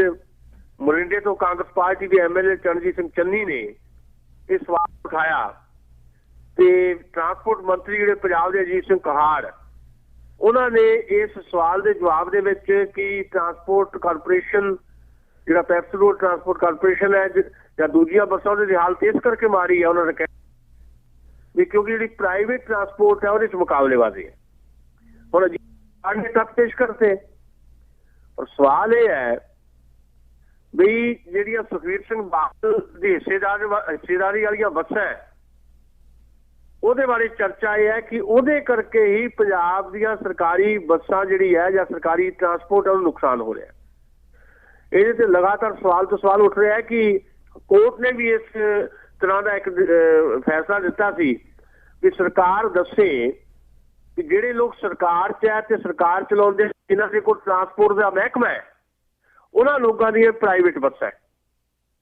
ਇਹਨੇ ਅਸਲ ਦੇ ਵਿੱਚ ਇਹ ਸਥਿਤੀ ਪੈਦਾ ਕਰਤੀ ਵੀ ਜਿਹੜੀਆਂ ਟਰਾਂਸਪੋਰਟ ਪ੍ਰਾਈਵੇਟ ਟਰਾਂਸਪੋਰਟ ਹੋਏਗੀ ਤੇ ਉਹਦੇ ਮਾਲਕ ਜਿਹੜੇ ਹੋਣਗੇ ਉਹੀ ਸਰਕਾਰ 'ਚ ਹੋਣਗੇ ਤੇ ਉਹਨਾਂ ਕੋਲ ਮਹਿਕਮਾ ਵੀ ਉਹੀ ਹੋਏਗਾ, ਤਾਂ ਲਾਜ਼ਮੀ ਤੌਰ ਦੇ ਉੱਤੇ ਉਹ ਜਿਹੜੇ ਆਪਣਾ ਪ੍ਰਾਈਵੇਟ ਬੱਸਾਂ ਦਾ ਕਾਰੋਬਾਰ ਹੈ ਉਹ ਤਰਜੀਹ ਦੇਣਗੇ, ਨਾ ਕਿ ਸਰਕਾਰੀ ਬੱਸਾਂ ਨੂੰ ਜੀ। ਔਰ ਡਿਪਟੀ ਮੁੱਖ ਮੰਤਰੀ ਦੀਆਂ ਆਪ ਦੀਆਂ ਬੱਸਾਂ, ਚਾਹੇ ਉਹ ਡੱਬ ਵਾਲੀ ਟਰਾਂਸਪੋਰਟ ਹੈ, ਚਾਹੇ ਜਿਹੜੀਆਂ ਵੋਲਵੋ ਬੱਸਾਂ ਚੱਲਦੀਆਂ, ਬਹੁਤ ਸਾਰੇ ਹਾਦਸੇ ਵੀ ਇਹਨਾਂ ਬੱਸਾਂ ਨੂੰ ਦਰਪੇਸ਼ ਹੁੰਦੇ ਆ। ਅਸੀਂ ਇਹਦੇ ਤੇ ਬਹੁਤ ਚਰਚਾ ਕਰ ਚੁੱਕੇ ਹਾਂ, ਪਰ ਸਰਕਾਰ ਦੱਸਣ ਨੂੰ ਤਿਆਰ ਨਹੀਂ ਕਿ ਜੇ ਉਹਨਾਂ ਦਾ ਸਰਕਾਰ 'ਚ ਬੈਠੇ ਲੋਕਾਂ ਦਾ ਪ੍ਰਾਈਵੇਟ ਟਰਾਂਸਪੋਰਟ ਦਾ ਕਾਰੋਬਾਰ ਹੈ ਤਾਂ ਉਹਨਾਂ ਨੂੰ ਹੀ ਕਿਉਂ ਸਰਕਾਰੀ ਬੱਸਾਂ ਦੀ ਜ਼ਿੰਮੇਵਾਰੀ ਦਿੱਤੀ ਗਈ ਹੈ। ਪਹਿਲੀ ਗੱਲ ਤਾਂ ਇਹ ਹੈ, ਸਰਕਾਰ 'ਚ ਬੈਠੇ ਲੋਕ ਲੋਕਾਂ ਵਾਸਤੇ ਕੰਮ ਕਰਿਆ ਕਰਦੇ ਆ। ਪਿਛਲੇ 30 ਸਾਲ ਤੋਂ ਦੇਸ਼ ਦੀ ਸਿਆਸਤ ਇਸ ਲੈਵਲ ਤੇ ਆ ਗਈ ਹੈ ਵੀ ਜਿਹੜੇ ਉਦਯੋਗਪਤੀ ਆ, ਵੱਡੇ ਉਦਯੋਗਪਤੀ ਆ ਜਾਂ ਕਾਰੋਬਾਰੀ ਆ, ਉਹ ਪੋਲੀਟੀਸ਼ੀਅਨ ਹੋ ਗਏ ਤੇ ਪੋਲੀਟੀਸ਼ੀਅਨ ਹੋ ਕੇ ਉਹ ਵਿਧਾਨ ਸਭਾਵਾਂ ਦੇ ਵਿੱਚ, ਲੋਕ ਸਭਾ ਦੇ ਵਿੱਚ ਪਹੁੰਚ ਗਏ, ਸਰਕਾਰਾਂ ਬਣਾਉਣ ਲੱਗ ਪਏ, ਮੰਤਰੀ ਮੁੱਖ ਮੰਤਰੀ ਤੱਕ ਪਹੁੰਚ ਗਏ। ਜਿਹੜੇ ਸਿਆਸਤ ਵਿੱਚ ਸੀਗੇ, ਸਰਕਾਰ 'ਚ ਵੀ ਆਉਂਦੇ ਰਹੇ, ਪਰ ਉਹ ਨਿੱਜੀ ਤੌਰ ਦੇ ਉੱਤੇ ਕੋਈ ਕਾਰੋਬਾਰ ਨਹੀਂ ਸੀ ਕਰਦੇ, ਉਹਨਾਂ ਨੇ ਵੀ ਕਾਰੋਬਾਰ ਕਰਨੇ ਸ਼ੁਰੂ ਕਰਤੇ। ਅੱਜ ਸਿਆਸਤ ਕਾਰੋਬਾਰੀਆਂ ਦਾ ਜੁਗਾੜ ਹੋ ਗਿਆ। ਇਸ ਕਰਕੇ ਜਿਹੜਾ ਸਵਾਲ ਬੜਾ ਵਾਜਬ ਉੱਠਿਆ ਹੈ ਵੀ ਪ੍ਰਾਈਵੇਟ ਬੱਸ ਦਾ ਕਾਰੋਬਾਰ ਕਰਨ ਵਾਲੇ ਲੋਕ ਸਰਕਾਰ 'ਚ ਰਹਿੰਦੇ ਆ, ਸਰਕਾਰੀ ਜਿਹੜੀਆਂ ਬੱਸਾਂ ਉਹਦਾ ਖਿਆਲ ਕਿੱਦਾਂ ਰੱਖ ਸਕਦੇ ਆ। ਸੋ ਇਸ ਮੁੱਦੇ ਤੇ ਸਰਕਾਰ ਬੈਕਫੁੱਟ ਤੇ ਹੈ। ਆਉਣ ਵਾਲੇ ਸਮੇਂ ਦੇ ਵਿੱਚ ਮੈਨੂੰ ਲੱਗਦਾ ਹੈ ਕਿ ਸਰਕਾਰ ਜਿਹੜੀ ਵੀ ਲੋਕ ਚੁਣਨਗੇ ਉਹਨਾਂ ਨੂੰ ਇਹ ਗੱਲ ਧਿਆਨ 'ਚ ਰੱਖਣੀ ਚਾਹੀਦੀ ਹੈ ਕਿ ਉਹਨਾਂ ਲੋਕਾਂ ਨੂੰ ਚੁਣਿਆ ਜਾਏ ਜਿਹੜਿਆਂ ਲੋਕਾਂ ਦੇ ਆਪਣੇ ਕਾਰੋਬਾਰ ਜਿਹੜੇ ਆ ਉਹ ਨਹੀਂ, ਉਹ ਮਿਸ਼ਨ ਵਾਸਤੇ ਆਏ ਆ, ਕਮਿਸ਼ਨ ਵਾਸਤੇ ਨਹੀਂ ਆਏ। ਪਰ ਜਿਹੜੇ ਕਮਿਸ਼ਨ ਵਾਸਤੇ ਆਏ ਆ, ਕਿਉਂਕਿ ਪੋਲੀਟਿਕਸ ਅੱਜ ਕੱਲ੍ਹ ਸੇਵਾ ਨਹੀਂ ਰਹੀ, ਮਿਸ਼ਨ ਨਹੀਂ ਰਿਹਾ, ਕਮਿਸ਼ਨ ਹੋ ਗਈ ਹੈ। ਸੋ ਸਿਆਸਤ ਇੱਦਾਂ ਦੇ ਲੋਕਾਂ ਦੇ ਹੱਥ 'ਚ ਆਵੇ ਆਉਣ ਵਾਲੇ ਸਮੇਂ 'ਚ, ਜਿਹੜੇ ਲੋਕ ਸੱਚਮੁੱਚ ਸੇਵਾ ਭਾਵਨਾ ਨਾਲ ਪੋਲੀਟਿਕਸ 'ਚ ਆਉਂਦੇ ਹੈ, ਪਰ ਇਹਦੀ ਸੰਭਾਵਨਾ ਹਾਲੇ ਘੱਟ ਹੈ। ਦੂਜੇ ਬੰਨੇ ਦੂਸਰਾ ਸਵਾਲ ਨਾਲ ਹੀ ਸਾਡਾ ਬਣ ਜਾਂਦਾ ਜਾਂ ਜਿਹੜੀ ਮੈਂ ਗੱਲ ਕਰਨੀ ਚਾਹੁੰਦਾ ਉਹ ਹੈ, ਪੰਜਾਬ 'ਚ ਛੋਟੀਆਂ ਇੰਡਸਟਰੀਜ਼ ਹੈਗੀਆਂ, ਸਮਾਲ ਸਕੇਲ ਇੰਡਸਟਰੀ ਜਿਹਨੂੰ ਆਪਾਂ ਕਹਿੰਦੇ ਆ, ਇਹਦੇ ਬਾਰੇ ਵਿਧਾਨ ਸਭਾ ਦੇ ਵਿੱਚ ਮਸਲਾ ਉੱਠਿਆ। ਪੰਜਾਬ 'ਚ ਜਿਹੜੀ ਰਿਐਲਿਟੀ ਇਹ ਹੈ ਕਿ ਪਿਛਲੇ 8 ਸਾਲਾਂ 'ਚ 193 ਇੰਡਸਟਰੀ ਯੂਨਿਟਸ ਜਿਹੜੇ ਆ ਉਹ ਬੰਦ ਹੋ ਗਏ। ਸਭ ਤੋਂ ਜ਼ਿਆਦਾ ਯੂਨਿਟਸ ਜਿਹੜੇ ਆ ਉਹ ਬੰਦ ਹੋਏ ਮੰਡੀ ਗੋਬਿੰਦਗੜ੍ਹ ਦੇ ਵਿੱਚ। ਟੋਟਲ 193 ਯੂਨਿਟ ਬੰਦ ਹੋਏ ਆ ਤੇ 168 ਯੂਨਿਟ ਇਕੱਲੇ ਮੰਡੀ ਗੋਬਿੰਦਗੜ੍ਹ 'ਚ ਬੰਦ ਹੋ ਗਏ। ਜਿਹੜੀ ਸਮਾਲ ਸਕੇਲ ਇੰਡਸਟਰੀ ਦੀ ਸਾਡੀ ਹੱਬ ਸੀ, ਖਾਸ ਤੌਰ ਤੇ ਲੋਹਾ ਇੰਡਸਟਰੀ ਗੋਬਿੰਦਗੜ੍ਹ ਦੀ, ਤੁਹਾਨੂੰ ਪਤਾ ਹੈ, ਬਹੁਤੇ ਸਾਡੇ ਮਿੱਤਰ ਜਾਣਦੇ ਆ ਕਿ ਕਿਵੇਂ ਲੋਹੇ ਦਾ ਕਾਰੋਬਾਰ ਮੰਡੀ ਗੋਬਿੰਦਗੜ੍ਹ 'ਚ ਹੁੰਦਾ। ਬਹੁਤੀਆਂ ਬੱਸਾਂ ਦੀਆਂ ਬੋਡੀਜ਼ ਵਗੈਰਾ ਵੀ ਉੱਥੇ ਲੱਗਦੀਆਂ, ਟਰੱਕਾਂ ਦੀਆਂ ਬੋਡੀਜ਼ ਉੱਥੇ ਲੱਗਦੀਆਂ। ਉਹ ਹੌਲੀ ਹੌਲੀ ਉਹ ਸਾਰੀ ਇੰਡਸਟਰੀ ਜਿਹੜੀ ਹੈ ਉਹ ਬੰਦ ਹੋਣ ਦੇ ਕਿਨਾਰੇ ਚਲੀ ਗਈ ਹੈ। ਕਾਰਨ ਉਹਦਾ ਕੀ ਹੈ? ਕਾਰਨ ਉਹਦਾ ਇਹ ਹੈ ਵੀ ਅਸਲ ਦੇ ਵਿੱਚ ਸਾਡੀ ਸਰਕਾਰ ਦੀ ਪਾਲਿਸੀ ਛੋਟੀ ਜਿਹੜੀ ਇੰਡਸਟਰੀ ਹੈ ਉਹਦੇ ਪੱਖ 'ਚ ਨਹੀਂ ਹੈ। ਸਮਾਲ ਸਕੇਲ ਇੰਡਸਟਰੀ ਨੂੰ ਬਰਬਾਦ ਕਰਨ ਦੀ ਪਾਲਿਸੀ ਹੈ ਸਾਡੀ ਸਰਕਾਰ ਦੀ, ਕੇਂਦਰ ਸਰਕਾਰ ਦੀ ਵੀ ਤੇ ਸਟੇਟ ਗਵਰਨਮੈਂਟ ਦੀ ਵੀ। ਕੇਂਦਰ ਸਰਕਾਰ ਪਹਾੜੀ ਸੂਬਿਆਂ ਨੂੰ ਇਹ ਕਹਿ ਕੇ ਕਿ ਉਹ ਸਪੈਸ਼ਲ ਪੈਕੇਜ ਉਹਨਾਂ ਨੂੰ ਦੇਣਾ ਪੈਂਦਾ, ਉੱਥੇ ਇੰਡਸਟਰੀ ਦੇ ਸਪੈਸ਼ਲ ਪੈਕੇਜ ਦਿੱਤੇ ਜਾਂਦੇ ਆ ਤੇ ਪੰਜਾਬ ਬਾਰਡਰ ਸਟੇਟ ਹੋਣ ਦੇ ਬਾਵਜੂਦ ਇਹਦੇ ਤੇ ਕੋਈ ਪੈਕੇਜ ਨਹੀਂ, ਇੰਡਸਟਰੀ ਬਾਰੇ ਕਿਸੇ ਕਿਸਮ ਦਾ ਵੀ ਕੋਈ ਸੀਰੀਅਸਨੈਸ ਜਿਹੜੀ ਆ ਸਰਕਾਰ ਕੋਲ ਨਹੀਂ ਹੈ। ਇਸ ਕਰਕੇ ਜਿਹੜੀ ਕੁਝ ਇੰਡਸਟਰੀ ਤਾਂ ਪਹਾੜੀ ਸੂਬਿਆਂ ਦੇ ਵਿੱਚ ਹਿਜਰਤ ਕਰ ਗਈ। ਪਹਿਲਾਂ ਤਾਂ ਜਦੋਂ ਪੰਜਾਬ ਦੇ 10-12 ਸਾਲ ਹਾਲਾਤ ਖਰਾਬ ਰਹੇ, ਬਹੁਤੀ ਇੰਡਸਟਰੀ ਲੁਧਿਆਣੇ ਦੀ ਜਾਂ ਹੋਰ ਇੰਡਸਟਰੀ ਸਾਡੀ ਉੱਠ ਕੇ ਜਿਹੜੀ ਨੋਇਡਾ ਚਲੀ ਗਈ ਸੀ। ਫਿਰ ਇੰਡਸਟਰੀਅਲ ਪੈਕੇਜ ਦੇਣ ਦੇ ਨਾਂ ਤੇ ਪਹਾੜੀ ਸੂਬਿਆਂ ਨੂੰ ਪੈਕੇਜ ਦੇ ਦਿੱਤੇ ਗਏ। ਸਾਡੀ ਬਹੁਤੀ ਇੰਡਸਟਰੀ ਜਿਹੜੀ ਪਹਾੜੀ ਸੂਬੇ ਦੇ ਨਾਲ ਲੱਗਦੀ, ਤਾਂ ਮੋਹਾਲੀ ਦੀ ਇੰਡਸਟਰੀ ਹੈ ਜਾਂ ਪਠਾਨਕੋਟ ਦੀ ਇੰਡਸਟਰੀ, ਬਟਾਲੇ ਦੀ ਇੰਡਸਟਰੀ, ਉਹ ਸਾਰੀ ਜਿਹੜੀ ਆ ਪਹਾੜੀ ਸੂਬਿਆਂ ਦੇ ਵਿੱਚ ਸ਼ਿਫਟ ਹੋ ਗਈ ਕਿਉਂਕਿ ਉਹਨਾਂ ਨੂੰ ਉੱਥੇ ਰਾਹਤ ਮਿਲਦੀ ਹੈ, ਇੱਥੇ ਨਹੀਂ ਮਿਲਦੀ। ਇਹਨੇ ਸਰਕਾਰ ਦੀ ਜਿਹੜੀ ਇੱਕ ਕਿਸਮ ਦੀ ਛੋਟੇ ਕਾਰੋਬਾਰੀ ਦੇ ਖਿਲਾਫ ਅਪਰੋਚ ਆ ਉਹਦਾ ਖੁਲਾਸਾ ਕਰ ਦਿੱਤਾ ਹੈ। ਇਹ ਗੱਲਾਂ ਹੁਣ ਵਿਧਾਨ ਸਭਾ ਦੇ ਵਿੱਚ ਉੱਠ ਰਹੀਆਂ। ਹੌਲੀ ਹੌਲੀ ਇਹ ਲੋਕ ਚਰਚਾ ਦਾ ਅੰਗ ਵੀ ਬਣ ਗਈਆਂ ਤੇ ਸਰਕਾਰ ਨੂੰ ਇਹਦੀ ਜਵਾਬਦੇਹੀ ਤੈਅ ਕਰਨੀ ਪਏਗੀ। ਜੀ ਬਿਲਕੁਲ। ਤੇ ਅੱਗੇ ਆਪਾਂ ਜੇ ਕਿਸਾਨਾਂ ਦੀ ਗੱਲ ਕਰੀਏ ਕਿ ਕਿਸਾਨ ਆ ਵਿਚਾਰੇ ਜਿਹੜੇ ਉਹਨਾਂ ਦੀ ਆਫਤ ਆਈ ਰਹਿੰਦੀ ਆ, ਕਿਸੇ ਪਾਸੇ ਤੱਕ ਜਿਹੜੇ ਕਿਸਾਨ ਆ ਉਹ ਰੋਸ ਮਾਰਚ ਕਰ ਰਹੇ ਆ, ਕਿਸੇ ਪਾਸੇ ਉਹ ਪੁਤਲੇ ਸਾੜ ਰਹੇ ਆ। ਪਰ ਇਸੇ ਦੇ ਨਾਲ ਲੱਗਦੀ ਗੱਲ ਕਰੀਏ ਕਿ ਜਿਹੜਾ ਕਿਸਾਨਾਂ ਦਾ ਮੇਲਾ ਸੀ ਬਠਿੰਡੇ ਦੇ ਵਿੱਚ, ਜਿੱਥੇ ਕਿ ਗੜ੍ਹ ਆ ਜੀ ਬਾਦਲਾਂ ਦਾ, ਜਿੱਥੇ ਹਰ ਕੁਛ ਵੀ ਕਿਸੇ ਨੇ ਕੇਂਦਰ ਨੇ ਕੋਈ ਚੀਜ਼ ਦੇਣੀ ਉੱਥੇ ਜਾਂਦੀ ਆ, ਉਹ ਬਠਿੰਡੇ ਦੇ ਕਿਸਾਨ ਮੇਲੇ ਦੇ ਵਿੱਚ ਬਲਵਿੰਦਰ ਸਿੰਘ ਭੂੰਦੜ ਤੇ ਬਲਦੇਵ ਸਿੰਘ ਢਿੱਲੋਂ ਨੂੰ ਬੋਲਣ ਹੀ ਨਹੀਂ ਦਿੱਤਾ ਗਿਆ, ਉੱਥੋਂ ਭਜਾ ਦਿੱਤੇ। ਦੇਖੋ, ਓਨੈਸਟੀ ਜੇ ਹੋਵੇ ਤੁਹਾਡੇ ਕੋਲ ਤੇ ਲੋਕਾਂ ਪ੍ਰਤੀ ਕਮਿਟਮੈਂਟ ਹੋਵੇ ਤਾਂ ਲੋਕ ਤੁਹਾਨੂੰ ਸਿਰ ਅੱਖਾਂ ਤੇ ਬਿਠਾਉਂਦੇ ਆ। ਪਰ ਪ੍ਰੋਬਲਮ ਇਹ ਹੈ ਕਿ ਸਾਡੇ ਸਿਆਸਤਦਾਨ ਜਿਹੜੇ ਖਾਸ ਤੌਰ ਤੇ ਹੁਕੂਮਤੀ ਤੇਵਰ ਹੈ ਜਿਹੜੇ ਇਹਨਾਂ ਦੇ, ਇੱਕ ਤਾਂ ਪਾਲਿਸੀਜ਼ ਐਂਟੀ ਪੀਪਲ ਹੈ, ਦੂਜਾ ਜਿਹੜਾ ਇਹਨਾਂ ਦਾ ਵਤੀਰਾ ਆ ਉਹ ਵੀ ਲੋਕ ਪੱਖੀ ਨਹੀਂ ਹੈ, ਉਹ ਐਂਟੀ ਪੀਪਲ ਹੈ।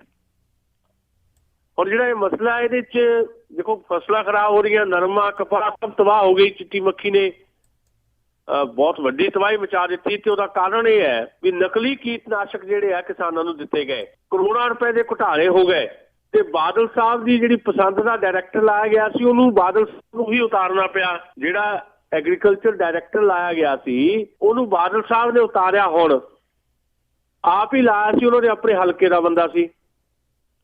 ਪਰ ਸਵਾਲ ਇਹ ਉੱਠਣ ਲੱਗ ਪਿਆ ਵੀ ਖੇਤੀ ਡਾਇਰੈਕਟਰ ਦੇ ਉੱਤੇ ਸਾਰਾ ਕੁਝ ਛੱਡ ਦਿਓ ਤੇ ਖੇਤੀ ਮੰਤਰੀ ਜਿਹੜਾ ਆ ਉਹਦੇ ਬਾਰੇ ਕਿਸੇ ਕਿਸਮ ਦੀ ਕੋਈ ਟਿੱਪਣੀ ਵੀ ਨਾ ਸਰਕਾਰ ਕਰੇ ਤੇ ਉਹਨੂੰ ਕਿਸੇ ਤਰ੍ਹਾਂ ਅਵੇਅਰ ਵੀ ਨਾ ਕਰੇ। ਮੰਗ ਇਹ ਉੱਠ ਰਹੀ ਆ ਕਿਸਾਨਾਂ ਵੱਲੋਂ ਕਿ ਖੇਤੀ ਮੰਤਰੀ ਨੂੰ ਵੀ ਸੈਕ ਕਰਨਾ ਚਾਹੀਦਾ। ਹੁਣ ਕਿਸਾਨ ਮੇਲੇ ਦੇ ਨਾਂ ਤੇ ਕਿਸਾਨਾਂ ਦੇ ਨਾਲ ਵੀ ਪੋਲਿਟਿਕਸ ਕਰਦੇ ਨੇ ਜਿਹੜੇ ਸਾਡੇ ਸਿਆਸਤਦਾਨ, ਉਹਦਾ ਪ੍ਰਮਾਣ ਜਿਹੜਾ ਆ ਬਠਿੰਡੇ 'ਚ ਮਿਲਿਆ। ਜਿਹੜਾ ਐਗਰੀਕਲਚਰ ਯੂਨੀਵਰਸਿਟੀ ਲੁਧਿਆਣਾ ਮੇਲੇ ਲਾਉਂਦੀ ਹੈ, ਐਤਕਾਂ ਦਾ ਮੇਲਾ ਜਿਹੜਾ ਬਠਿੰਡੇ 'ਚ ਲੱਗਾ ਤੇ ਇਸ ਮੇਲੇ ਦੇ ਵਿੱਚ ਰਾਜ ਸਭਾ ਦੇ MP ਬਲਵਿੰਦਰ ਸਿੰਘ ਭੂੰਦੜ ਜਿਹੜੇ ਅਕਾਲੀ ਦਲ ਵੱਲੋਂ ਉਹਨਾਂ ਨੂੰ ਐਜ਼ ਏ ਚੀਫ ਗੈਸਟ ਉੱਥੇ ਬੁਲਾਇਆ ਗਿਆ। ਤੇ ਜਦੋਂ ਰੌਲਾ ਪੈਣ ਲੱਗਾ ਜਾਂ ਸਫੈਦ ਮੱਖੀ ਜਾਂ ਚਿੱਟੀ ਮੱਖੀ ਦੀ ਗੱਲ ਜਦੋਂ ਹੋਣ ਲੱਗੀ ਤਾਂ ਉਹਨਾਂ ਨੇ ਉਲਟਾ ਕਿਸਾਨਾਂ ਨੂੰ ਜ਼ਿੰਮੇਵਾਰ ਠਹਿਰਾਤਾ।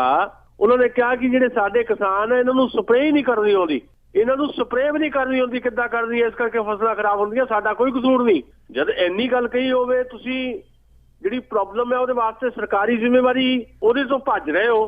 ਕਰੋੜਾਂ ਰੁਪਏ ਦੇ ਨਕਲੀ ਕੀਟਨਾਸ਼ਕ ਆ ਗਏ, ਉਹਦੇ 'ਚ ਸਰਕਾਰ ਦੀ ਜਿਹੜੀ ਭੂਮਿਕਾ ਆ ਉਹ ਸਵਾਲਾਂ ਦੇ ਘੇਰੇ 'ਚ ਹੈ। ਉਹ ਮੰਨਣ ਦੀ ਥਾਂ ਦੇ ਉੱਤੇ ਕਿਸਾਨਾਂ ਨੂੰ ਜ਼ਿੰਮੇਵਾਰ ਠਹਿਰਾ ਰਹੇ ਹੋ। ਤੇ ਕਿਸਾਨ ਜਿਹੜੀ ਆਪਣੀ ਬੱਲੇ ਬੱਲੇ ਕਰਨ ਵਾਸਤੇ ਬੁਲਾਏ ਹੋਏ ਸੀ ਉਹ ਕਿਸਾਨ ਲਾਜ਼ਮੀ ਤੌਰ ਤੇ ਸੀ। ਉਹਨਾਂ ਨੂੰ ਇਸ ਗੱਲ ਦਾ ਗੁੱਸਾ ਲੱਗਾ ਕਿ ਘੱਟੋ ਘੱਟ ਜਿਹੜੀ ਪ੍ਰੋਬਲਮ ਹੈ, ਸਾਡੀ ਫਸਲ ਬਰਬਾਦ ਹੋ ਗਈ ਤੇ ਸਾਡੇ ਨਾਲ ਮਜ਼ਾਕ ਕੀਤਾ ਜਾ ਰਿਹਾ। ਕਿਸਾਨ ਫਿਰ ਇੱਕਦਮ ਗੁੱਸੇ 'ਚ ਆਏ, ਉਹਨਾਂ ਨੇ ਨਾਅਰੇਬਾਜ਼ੀ ਵੀ ਕੀਤੀ ਤੇ ਅਲਟੀਮੇਟਲੀ ਬਲਵਿੰਦਰ ਸਿੰਘ ਭੂੰਦੜ ਤੇ ਜਿਹੜੇ ਵਾਈਸ ਚਾਂਸਲਰ ਨੇ ਐਗਰੀਕਲਚਰ ਯੂਨੀਵਰਸਿਟੀ ਲੁਧਿਆਣਾ ਦੇ ਡਾਕਟਰ ਬਲਦੇਵ ਸਿੰਘ ਢਿੱਲੋਂ, ਉਹਨਾਂ ਨੂੰ ਉੱਥੋਂ ਇੱਕ ਕਿਸਮ ਦਾ ਭੱਜਣਾ ਹੀ ਪਿਆ। ਸਿਕਿਉਰਿਟੀ ਗਾਰਡਸ ਨੇ ਉਹਨਾਂ ਨੂੰ ਘੇਰਾ ਪਾਇਆ ਤੇ ਕਿਸਾਨਾਂ ਦੇ ਕਬਜ਼ੇ 'ਚੋਂ ਬੜੀ ਮੁਸ਼ਕਲ ਨਾਲ ਕੱਢ ਕੇ ਉਹ ਲੈ ਕੇ ਗਏ। ਉਹਦੇ ਬਾਵਜੂਦ ਫਿਰ ਵੀ ਸਾਡੇ ਜਿਹੜੇ ਉਪ ਮੁੱਖ ਮੰਤਰੀ ਆ ਸੁਖਬੀਰ ਸਿੰਘ ਬਾਦਲ, ਉਹ ਇਹ ਗੱਲ ਮੰਨਣ ਨੂੰ ਤਿਆਰ ਨਹੀਂ ਕਿ ਸਰਕਾਰ ਦੀ ਅਪਰੋਚ ਕਿਸਾਨਾਂ ਪ੍ਰਤੀ ਠੀਕ ਨਹੀਂ। ਉਲਟਾ ਇਹ ਕਹਿ ਰਹੇ ਆ ਕਿ ਇਹ ਜਿਹੜੀ ਚਿੱਟੀ ਮੱਖੀ ਆ ਇਹ ਪੰਜਾਬ ਹੀ ਨਹੀਂ, ਇਹਨੇ ਹਰਿਆਣੇ ਤੇ ਰਾਜਸਥਾਨ ਦੇ ਵਿੱਚ ਵੀ ਫਸਲਾਂ ਬਰਬਾਦ ਕੀਤੀਆਂ। ਐਗਰੀਕਲਚਰ ਯੂਨੀਵਰਸਿਟੀ ਜਿਹੜੀ ਆ ਉੱਥੋਂ ਅਸੀਂ ਰਿਸਰਚ ਕਰਵਾਵਾਂਗੇ, ਕਿਸਾਨਾਂ ਨੂੰ ਮੁਆਵਜ਼ਾ ਦੇਵਾਂਗੇ ਤੇ ਉੱਪਰ ਦੋਸ਼ ਲਾਤਾ ਕਿ ਇਹਦੇ ਪਿੱਛੇ ਕਾਂਗਰਸ ਹੈ। ਔਰ ਸਧਾਰਨ ਕਿਸਾਨ ਉੱਥੇ ਮੇਲੇ 'ਚ ਗਏ ਸੀ। ਜੇ ਕਿਸਾਨਾਂ ਨੂੰ ਸਾਡੇ ਰਾਜ ਸਭਾ ਦੇ ਮੈਂਬਰ ਅਕਾਲੀ ਦਲ ਦੇ ਸੀਨੀਅਰ ਲੀਡਰ ਇਹ ਕਹਿਣਗੇ ਵੀ ਜਿੰਨੀ ਵੀ ਪ੍ਰੋਬਲਮ ਹੈ ਉਹ ਸਾਰੀ ਪ੍ਰੋਬਲਮ ਲਈ ਜ਼ਿੰਮੇਵਾਰ ਤੁਸੀਂ ਆਪ ਹੋ, ਤਾਂ ਇਹ ਗੱਲ ਕਿੱਦਾਂ ਮੰਨਣ ਜਾ ਸਕਦੀ ਹੈ। ਕਿਸਾਨਾਂ ਦੇ ਇਸ ਗੁੱਸੇ ਨੇ ਜ਼ਰੂਰ ਤੈਅ ਕਰ ਦਿੱਤਾ ਹੈ ਕਿ ਇਹ ਸਰਕਾਰ ਪੰਜਾਬ ਦੇ ਵਿੱਚ ਜਿਹੜੀ ਚੱਲ ਰਹੀ ਹੈ, ਇਹ ਸਰਕਾਰ ਦੇ ਆਖਰੀ ਦਿਨ ਜਿਹੜੇ ਹੈ ਹੁਣ ਲਗਭਗ ਆ ਗਏ ਹੈ। ਕਿਉਂਕਿ ਕਿਸਾਨ ਵੀ, ਵਿਦਿਆਰਥੀ ਵੀ, ਟੀਚਰ ਵੀ ਸੜਕਾਂ ਤੇ ਅੱਜ ਇਹ ਖਬਰ ਨਾਲ ਦੀ ਨਾਲ ਆਈ ਹੈ ਸਾਡੇ ਕੋਲ ਵੀ ਸੰਗਰੂਰ ਦੇ ਵਿੱਚ ਆਪਣੇ ਬੱਚਿਆਂ ਦੇ ਨਾਲ ਪ੍ਰਾਈਵੇਟ ਟੀਚਰ ਗਏ, ਬੱਚਿਆਂ ਨੂੰ ਨਾਲ ਲੈ ਕੇ ਲੇਡੀਜ਼ ਟੀਚਰ ਖਾਸ ਤੌਰ ਦੇ ਉੱਤੇ ਫਾਈਨਾਂਸ ਮਿਨਿਸਟਰ ਦਾ ਘਰਾਓ ਕਰਨ ਉਹਦੇ ਘਰ। ਸੈਂਕੜੇ ਟੀਚਰ ਜਿਹੜੇ ਕਹਿੰਦੇ ਸਾਨੂੰ ਰੈਗੂਲਰ ਕਰੋ ਜੀ, ਉਹਨਾਂ ਤੇ ਵੀ ਪੁਲਿਸ ਨੇ ਉੱਥੇ ਲਾਠੀ ਚਾਰਜ ਕੀਤਾ। ਉਹਨਾਂ ਨਾਲ ਝੜਪਾਂ ਹੋਈਆਂ, ਧੱਕਾ ਕੀਤਾ ਗਿਆ, ਬੱਚੇ ਚੱਕੇ ਸੀ ਗੋਦੀਆਂ 'ਚ। ਸਾਡੀਆਂ ਭੈਣਾਂ ਨੇ ਜਿਹੜੀਆਂ ਅਧਿਆਪਕਾਂ ਆ ਰੈਗੂਲਰ ਹੋਣ ਦੀ ਮੰਗ ਕਰ ਰਹੀ ਸੀ। ਸੋ ਨਾ ਤਾਂ ਅਧਿਆਪਕਾਂ ਨੂੰ ਰੈਗੂਲਰ ਕੀਤਾ ਜਾ ਰਿਹਾ, ਨਾ ਕਿਸਾਨਾਂ ਦੀ ਪ੍ਰੋਬਲਮ ਸਮਝੀ ਜਾ ਰਹੀ ਹੈ। ਇਸ ਸਥਿਤੀ ਦੇ ਚੱਲਦਿਆਂ ਪੰਜਾਬ ਦੇ ਵਿੱਚ ਰਾਜ ਕਰਦੀ ਜਿਹੜੀ ਧਿਰ ਹੈ, ਸ਼੍ਰੋਮਣੀ ਅਕਾਲੀ ਦਲ ਤੇ BJP, ਇਹਨਾਂ ਨੂੰ ਆਉਂਦੀਆਂ 2017 ਦੀਆਂ ਚੋਣਾਂ ਦੇ ਵਿੱਚ ਬਹੁਤ ਵੱਡੀ ਚੁਣੌਤੀ ਦਾ ਸਾਹਮਣਾ ਕਰਨ ਲਈ ਤਿਆਰ ਰਹਿਣਾ ਚਾਹੀਦਾ ਜੀ। ਬਿਲਕੁਲ ਜੀ, ਕਿਸਾਨਾਂ ਦੀਆਂ ਜਾਂ ਟੀਚਰਾਂ ਦੀਆਂ ਮੰਗਾਂ ਤਾਂ ਨਹੀਂ ਮੰਨੀਆਂ ਜਾਂਦੀਆਂ, ਪਰ ਜਿਹੜਾ ਤੁਸੀਂ ਪਹਿਲਾਂ ਵਿਸਤਾਰ ਨਾਲ ਦੱਸਿਆ ਆਪਣੇ ਬਿਜ਼ਨਸ ਬਹੁਤ ਜਿਹੜੇ ਆ ਉੱਧਰ ਹੀ ਸਰਕਾਰ ਲੱਗੀ ਹੋਈ ਆ। ਅਤੇ ਅੱਗੇ ਆਪਾਂ ਜੀ ਗੱਲ ਕਰਦੇ ਹਾਂ RSS ਦੀ। ਉਸ ਦੇ ਵਿੱਚ ਰਾਖਵਾਂਕਰਨ ਦੀ ਜਿਹੜੀ ਵਿਵਸਥਾ ਨੂੰ ਲੈ ਕੇ ਭੰਨ ਤੋੜ ਹੋ ਰਹੀ ਆ। ਮੋਹਨ ਭਾਗਵਤ ਦਾ ਬਿਆਨ ਆਇਆ ਆ, ਉੱਧਰੋਂ ਬਿਹਾਰ ਵਾਲੀ ਜਿਹੜੀ ਰਾਜਨੀਤੀ ਆ ਉਹ ਉਸ ਦੇ ਉਲਟ ਬੋਲਦੀ ਆ। ਕੀ ਆ ਇਸ ਦੇ ਪਿੱਛੇ? ਮੋਹਨ ਭਾਗਵਤ RSS ਦੇ ਚੀਫ ਹੈ। ਉਹਨਾਂ ਨੇ ਪਰਸੋਂ ਜਿਹੜਾ ਬਿਆਨ ਦਿੱਤਾ, ਜਿਹੜੀ ਰਿਜ਼ਰਵੇਸ਼ਨ ਹੈ ਇਹਨੂੰ ਰਿਵਿਊ ਕਰਨਾ ਚਾਹੀਦਾ ਤੇ ਇਹਦੇ ਵਾਸਤੇ ਇੱਕ ਕਮੇਟੀ ਬਣਾ ਦੇਣੀ ਚਾਹੀਦੀ ਹੈ। ਇਹ ਬਿਆਨ ਦਾ ਮਤਲਬ ਇਹ ਹੈ ਕਿ ਉਹ ਰਿਜ਼ਰਵੇਸ਼ਨ ਨੂੰ ਖਤਮ ਕਰਨਾ ਚਾਹੁੰਦੇ ਆ। ਉਹਨਾਂ ਦੇ ਬਿਆਨ ਤੋਂ ਬਾਅਦ ਦੋ ਗੱਲਾਂ ਜਿਹੜੀਆਂ ਸਪਸ਼ਟ ਹੋਈਆਂ। ਨੰਬਰ 1, ਵੀ ਹਾਰਦਿਕ ਪਟੇਲ ਦੀ ਜਿਹੜੀ ਗੁਜਰਾਤ ਦੇ ਵਿੱਚ ਰਿਜ਼ਰਵੇਸ਼ਨ ਲੈਣ ਦੀ ਐਜੀਟੇਸ਼ਨ ਹੈ, ਵੀ ਪਟੇਲਾਂ ਨੂੰ ਵੀ ਰਿਜ਼ਰਵੇਸ਼ਨ ਦਿੱਤੀ ਜਾਏ, ਉਹ ਅਸਲ ਦੇ ਵਿੱਚ ਰਿਜ਼ਰਵੇਸ਼ਨ ਲੈਣ ਦੀ ਲੜਾਈ ਨਹੀਂ ਹੈ। ਉਹ ਜਿਹੜੀ ਰਿਜ਼ਰਵੇਸ਼ਨ ਚੱਲ ਰਹੀ ਉਹਨੂੰ ਖਤਮ ਕਰਨ ਦੀ ਲੜਾਈ ਹੈ। ਉਹਨੇ ਦੇ ਵਿੱਚ ਇਹ ਆ ਜਿਹੜੀ ਗੱਲ ਅਸੀਂ ਜਦੋਂ ਉਹਨਾਂ ਦਾ ਅੰਦੋਲਨ ਸ਼ੁਰੂ ਹੋਇਆ ਸੀ ਉਦੋਂ ਵੀ ਕਹੀ ਸੀ, ਤੇ ਹੁਣ RSS ਦੇ ਮੁਖੀ ਦੇ ਬਿਆਨ ਨੇ ਗੱਲ ਤੈਅ ਕਰਤੀ ਵੀ ਉਹਦੇ ਪਿੱਛੇ ਕੌਣ ਹੈ। ਦੂਜੀ ਗੱਲ ਬੜੀ ਸਪਸ਼ਟ ਇਹ ਹੋਈ ਹੈ ਕਿ ਜਿਹੜੇ ਰਾਜਨੀਤਿਕ ਲਾਭ ਲੈਣੇ ਹੁੰਦੇ ਆ, ਜਦੋਂ ਕਿਸੇ ਪਾਰਟੀ ਨੇ ਵੋਟਾਂ ਦੇ ਦੌਰਾਨ ਵੋਟ ਪੋਲਿਟਿਕਸ ਖੇਡਣੀ ਹੈ ਤਾਂ ਫਿਰ ਉਹ ਪਾਰਟੀ ਆਪਣੇ ਸਿਧਾਂਤਾਂ ਨੂੰ ਵੀ ਕੁਰਬਾਨ ਕਰ ਦਿੰਦੀ ਹੈ। ਮੇਰੀ ਮੁਰਾਦ ਭਾਰਤੀ ਜਨਤਾ ਪਾਰਟੀ ਹੈ। ਭਾਰਤੀ ਜਨਤਾ ਪਾਰਟੀ RSS ਦਾ ਪੋਲੀਟੀਕਲ ਵਿੰਗ ਹੈ, ਤੇ RSS ਦੇ ਚੀਫ ਦੀ ਜਿਹੜੀ ਗੱਲ ਕਹੀ ਹੋਈ ਹੈ ਉਹਦੇ ਤੋਂ ਭਾਰਤੀ ਜਨਤਾ ਪਾਰਟੀ ਬਿਦਕ ਗਈ। ਉਹਨੇ ਕਹਿਤਾ ਕਿ ਅਸੀਂ ਇਹਦੇ ਨਾਲ ਸਟੈਂਡ ਨਹੀਂ ਕਰਦੇ RSS ਦੇ ਇਸ ਬਿਆਨ ਨਾਲ। ਕਾਰਨ ਕੀ ਹੈ? ਕਿਉਂਕਿ ਫੌਰੀ ਤੌਰ ਦੇ ਉੱਤੇ ਬਿਹਾਰ ਦੀਆਂ ਚੋਣਾਂ ਦੇ ਵਿੱਚ ਵੋਟ ਪੋਲਿਟਿਕਸ ਖੇਡਣੀ ਆ BJP ਨੇ। ਜੇ BJP ਇਹ ਕਹਿ ਦਿੰਦੀ ਤੇ ਜੋ ਮੋਹਨ ਭਾਗਵਤ ਨੇ ਕਿਹਾ ਉਹ ਠੀਕ ਹੈ, ਤਾਂ ਬਿਹਾਰ ਦੇ ਵਿੱਚ ਉਹਨਾਂ ਦਾ ਸੂਪੜਾ ਸਾਫ਼ ਹੋ ਜਾਣਾ ਸੀ। ਯਾਨੀ ਵੋਟਾਂ ਲੈਣ ਵਾਸਤੇ ਸਿਆਸੀ ਤੌਰ ਤੇ ਆਪਣੀ ਮਾਂ ਤੋਂ ਵੀ ਵੱਖਰਾ ਸਟੈਂਡ BJP ਨੇ ਲੈ ਲਿਆ। ਪਰ ਇਹ ਟੈਂਪਰੇਰੀ ਬਿਆਨ ਹੈ, ਧਿਆਨ ਰੱਖਣ ਵਾਲੀ ਗੱਲ ਹੈ ਜੀ। ਟੈਂਪਰੇਰੀ ਸਟੈਂਡ ਹੈ ਇਹ BJP ਦਾ। ਲਾਲੂ ਯਾਦਵ ਨੇ ਤਾਂ ਬਾਕੀ ਜਿਹੜੇ ਪਛੜੇ ਜਿਹੜੇ ਪੋਲੀਟੀਕਲ ਲੋਕ ਹੈਗੇ ਆ, ਉਹਨਾਂ ਨੇ ਇੱਕ ਚੈਲੰਜ ਕੀਤਾ ਹੈ ਵੀ ਰਿਜ਼ਰਵੇਸ਼ਨ ਦੇ ਇਸ਼ੂ ਦੇ ਉੱਤੇ RSS ਦੀ ਪਾਲਿਸੀ ਨੂੰ ਅਡਾਪਟ ਕਰੇ BJP ਜੇ ਉਹ ਹਿੰਮਤ ਹੈ ਨਾ। ਕੱਲ ਮਾਇਆਵਤੀ ਨੇ ਵੀ ਪ੍ਰੈਸ ਕਾਨਫਰੰਸ ਕੀਤੀ, ਉਹਨੇ ਵੀ ਕਿਹਾ ਕਿ ਰਿਜ਼ਰਵੇਸ਼ਨ ਦੇ ਇਸ਼ੂ ਦੇ ਉੱਤੇ ਜੇ RSS ਦੀ ਪਹੁੰਚ, ਇਹ ਸਰਕਾਰ ਉਸ ਪਹੁੰਚ ਦੀ ਪੂਰਤਾ ਕਰਦੀ ਹੈ ਤੇ ਸਾਰੇ ਦੇਸ਼ ਵਿੱਚ ਅੰਦੋਲਨ ਵਾਸਤੇ ਨੂੰ ਤਿਆਰ ਰਹਿਣਾ ਚਾਹੀਦਾ ਹੈ। ਸੋ RSS ਦੇ ਚੀਫ ਦੇ ਬਿਆਨ ਦੇ ਨਾਲ ਦੋ ਗੱਲਾਂ ਬੜੀਆਂ ਸਪਸ਼ਟ ਹੋ ਗਈਆਂ। ਨੰਬਰ 1, ਹਾਰਦਿਕ ਪਟੇਲ ਦਾ ਅੰਦੋਲਨ ਰਿਜ਼ਰਵੇਸ਼ਨ ਲੈਣ ਦਾ ਅੰਦੋਲਨ ਨਹੀਂ ਹੈ, ਰਿਜ਼ਰਵੇਸ਼ਨ ਨੂੰ ਖਤਮ ਕਰਨ ਦੇਣ ਦਾ ਅੰਦੋਲਨ ਹੈ ਉਹਦੇ ਦੇ ਵਿੱਚ। ਨੰਬਰ 2, ਭਾਰਤੀ ਜਨਤਾ ਪਾਰਟੀ ਵੋਟਾਂ ਦਾ ਲਾਲਚ ਕਰਕੇ ਆਪਣੀ ਹੀ ਸਿਆਸੀ ਗੁਰੂ ਜਾਂ ਆਪਣੀ ਹੀ ਸਿਆਸੀ ਮਾਂ ਤੋਂ ਵੀ ਵੱਖਰਾ ਸਟੈਂਡ ਲੈ ਸਕਦੀ ਹੈ। ਇਹ ਗੱਲਾਂ ਦੋ ਜਿਹੜੀਆਂ ਇਸ ਘਟਨਾ ਚੱਕਰ ਤੋਂ ਸਪਸ਼ਟ ਹੋਈਆਂ ਜੀ। ਬਿਲਕੁਲ ਜੀ, ਜਿੰਨੇ ਵੀ ਬੈਨੀਫਿਟ ਹੈਗੇ ਆ ਇਹ ਚੱਕਰ ਸਾਰਾ ਵੋਟਾਂ ਦਾ ਹੀ ਹੈਗਾ। ਅੱਗੇ ਆਪਾਂ ਜੀ ਅਖੀਰਲਾ ਮੇਰਾ ਸਵਾਲ ਆ ਕਿ ਜਿਸ ਤਰ੍ਹਾਂ ਸੋਸ਼ਲ ਮੀਡੀਆ ਦੀ ਗੱਲ ਕਰੀਏ ਕਿ ਜਿਹੜੀ ਭਾਰਤ ਦੀ ਸਰਕਾਰ ਆ ਉਸ 'ਤੇ ਵੀ ਪਹਿਰਾ ਦੇਣਾ ਚਾਹੁੰਦੀ ਸੀਗੀ, ਡੰਡਾ ਰੱਖਣਾ ਚਾਹੁੰਦੀ ਸੀਗੀ ਆਪਣਾ, ਤੇ ਉਸ ਦਾ ਕੀ ਬਣਿਆ? ਦੇਖੋ, ਸੋਸ਼ਲ ਮੀਡੀਆ ਦੇ ਬਹੁਤ ਸਾਰੇ ਨੈਗੇਟਿਵ ਪੱਖ ਵੀ ਹੈਗੇ ਆ, ਬਹੁਤ ਸਾਰੇ ਪੋਜ਼ਿਟਿਵ ਵੀ ਹੈ, ਪਰ ਇਹਦੇ ਨਾਂ ਦੇ ਉੱਤੇ ਕਿ ਸਾਈਬਰ ਕ੍ਰਾਈਮ ਹੈ ਜੀ ਜਾਂ ਬਾਕੀ ਚੀਜ਼ ਹੈ, ਤੇ ਸਰਕਾਰ ਇਹ ਸੋਚੇ ਕਿ ਜਿਹੜੀ ਪ੍ਰਾਈਵੇਸੀ ਹੈ ਉਹਨੂੰ ਬਿਲਕੁਲ ਖਤਮ ਕਰ ਦੇਣਾ, ਕਿਵੇਂ ਪੋਸੀਬਲ ਹੈ? NDA ਦੀ ਗਵਰਨਮੈਂਟ ਜਿਹੜੀ ਹੈ ਨਰਿੰਦਰ ਮੋਦੀ ਦੀ ਅਗਵਾਈ ਦੇ ਵਿੱਚ ਹਰ ਤਰ੍ਹਾਂ ਦਾ ਸਾਡਾ ਜਿਹੜਾ ਜਮਹੂਰੀ ਹੱਕ ਹੈ ਉਹਦੇ ਉੱਤੇ ਕੁਹਾੜਾ ਫੇਰਨ ਤੇ ਲੱਗੀ ਹੋਈ ਹੈ। ਹੁਣ ਐਨਕ੍ਰਿਪਸ਼ਨ ਪਾਲਿਸੀ ਜਿਹੜੀ ਹੈ, ਜਿਹੜਾ ਖਰੜਾ ਤਿਆਰ ਕੀਤਾ, ਉਹ ਅਸਲ 'ਚ ਸਿੱਧੇ ਤੌਰ ਦੇ ਉੱਤੇ ਨਿੱਜਤਾ ਜਿਹੜੀ ਹੈ ਉਹਦੀ ਉਲੰਘਣਾ ਦਾ ਮਾਮਲਾ ਹੈ। ਜਦੋਂ ਸਰਕਾਰ ਨੇ ਕਿਹਾ ਕਿ ਜਿਹੜੀਆਂ ਸੋਸ਼ਲ ਸਾਈਟਸ ਹੈਗੀਆਂ, WhatsApp ਹੈ, Facebook ਹੈ, Google Hangout ਹੈ, ਵਾਈਬਰ ਵਰਗੀਆਂ ਸੇਵਾਵਾਂ ਜਿਹੜੀਆਂ ਕੰਪਨੀਆਂ ਦਿੰਦੀਆਂ ਉੱਤੇ ਕੰਟਰੋਲ ਅਸੀਂ ਕਰਨਾ ਹੈ, ਤਾਂ ਆਪਣੇ ਆਪ ਦੇ ਵਿੱਚ ਇਹ ਵੱਡਾ ਮਸਲਾ ਬਣ ਗਿਆ। ਇੱਕ ਹੁੰਦਾ ਤੁਸੀਂ ਕੰਪਨੀਆਂ ਤੇ ਕੰਟਰੋਲ ਕਰਨਾ, ਇੱਕ ਹੁੰਦਾ ਤੁਸੀਂ ਖਪਤਕਾਰਾਂ ਤੇ ਕੰਟਰੋਲ ਕਰਨਾ। ਇਹ ਦੋ ਵੱਖਰੀਆਂ ਵੱਖਰੀਆਂ ਚੀਜ਼ਾਂ। ਤੁਸੀਂ ਕੰਪਨੀਆਂ ਤੇ ਕੰਟਰੋਲ ਕਰੋ, ਜਿਹੜੇ ਤੁਹਾਡੇ ਮਾਪਦੰਡ ਹੈ ਉਹਦੇ ਮੁਤਾਬਕ ਕੰਪਨੀਆਂ ਦੇ ਨਾਲ ਤੁਸੀਂ ਜੋ ਮਰਜ਼ੀ ਕਰੋ, ਪਰ ਜਿਹੜਾ ਸਧਾਰਨ ਵਰਤੋਂ ਕਰਦਾ ਇਹਨਾਂ ਚੀਜ਼ਾਂ ਦੀ ਉਹਦੇ ਤੇ ਵੀ ਕੰਟਰੋਲ ਕਰਨਾ ਚਾਹੋ ਤੇ ਤੁਸੀਂ ਪ੍ਰਾਈਵੇਸੀ ਦੇ ਸਿੱਧੇ ਤੌਰ ਤੇ ਦਖਲ ਹੈ। ਜਿਹੜਾ ਇੱਕ ਡਰਾਫਟ ਲਿਆਂਦਾ ਗਿਆ ਉਹਦੇ ਵਿੱਚ ਇਹ ਸੀ ਵੀ ਜਿਹੜੇ WhatsApp, Facebook, Google, ਹੈਂਗਆਊਟ ਵਗੈਰਾ, ਵਾਈਬਰ ਵਰਗੀਆਂ ਸੇਵਾਵਾਂ ਵਰਤਦੇ ਆ ਲੋਕ, ਉਹਨਾਂ ਨੂੰ 90 ਦਿਨਾਂ ਤੱਕ ਜਿਹੜੇ ਵੀ ਮੈਸੇਜ ਆਉਂਦੇ ਆ ਉਹ ਸੇਵ ਕਰਕੇ ਰੱਖਣੇ ਪੈਣਗੇ ਤੇ ਜਾਂਚ ਏਜੰਸੀਆਂ ਕਿਸੇ ਵੇਲੇ ਵੀ ਉਹਨਾਂ ਨੂੰ ਬੁਲਾ ਸਕਦੀਆਂ, ਜਿਹੜੀ ਸਿੱਧੇ ਤੌਰ ਤੇ ਤੁਹਾਡੀ ਨਿੱਜਤਾ ਜਿਹੜੀ ਹੈ ਉਹ ਖਤਮ। ਇਹ ਪੋਸੀਬਲ ਕਿਵੇਂ ਹੈ? ਸੋਸ਼ਲ ਸਾਈਟ ਦੇ ਖਿਲਾਫ ਬਹੁਤ ਵੱਡੀ ਆਵਾਜ਼ ਉੱਠੀ ਤੇ ਹੁਣ ਕਾਫੀ ਵਿਰੋਧ ਜਦੋਂ ਹੋਇਆ ਤਾਂ ਨਰਿੰਦਰ ਮੋਦੀ ਦੀ ਸਰਕਾਰ ਨੂੰ ਬੈਕਫੁੱਟ ਤੇ ਆਉਣਾ ਪਿਆ। ਸਰਕਾਰ ਪਿੱਛੇ ਹਟ ਗਈ ਹੈ ਤੇ ਸਰਕਾਰ ਕਹਿੰਦੀ ਹੈ ਵੀ ਅਸੀਂ ਇਹ ਡਰਾਫਟ ਵਾਪਸ ਲੈ ਰਹੇ ਹਾਂ। ਵਾਪਸ ਲੈਣਾ ਹੀ ਪੈਣਾ ਸੀ, ਪਰ ਹਾਲੇ ਇਸ ਸਰਕਾਰ ਦੀ ਜਿਹੜੀ ਲੋਕ ਜਮਹੂਰੀ ਜਿਹੜਾ ਸਾਡੀਆਂ ਤਾਕਤਾਂ ਹੈਗੀਆਂ ਉਹਨਾਂ ਨੂੰ ਖਤਮ ਕਰਨ ਦੀ ਜਿਹੜੀ ਪਾਲਿਸੀ ਹੈ,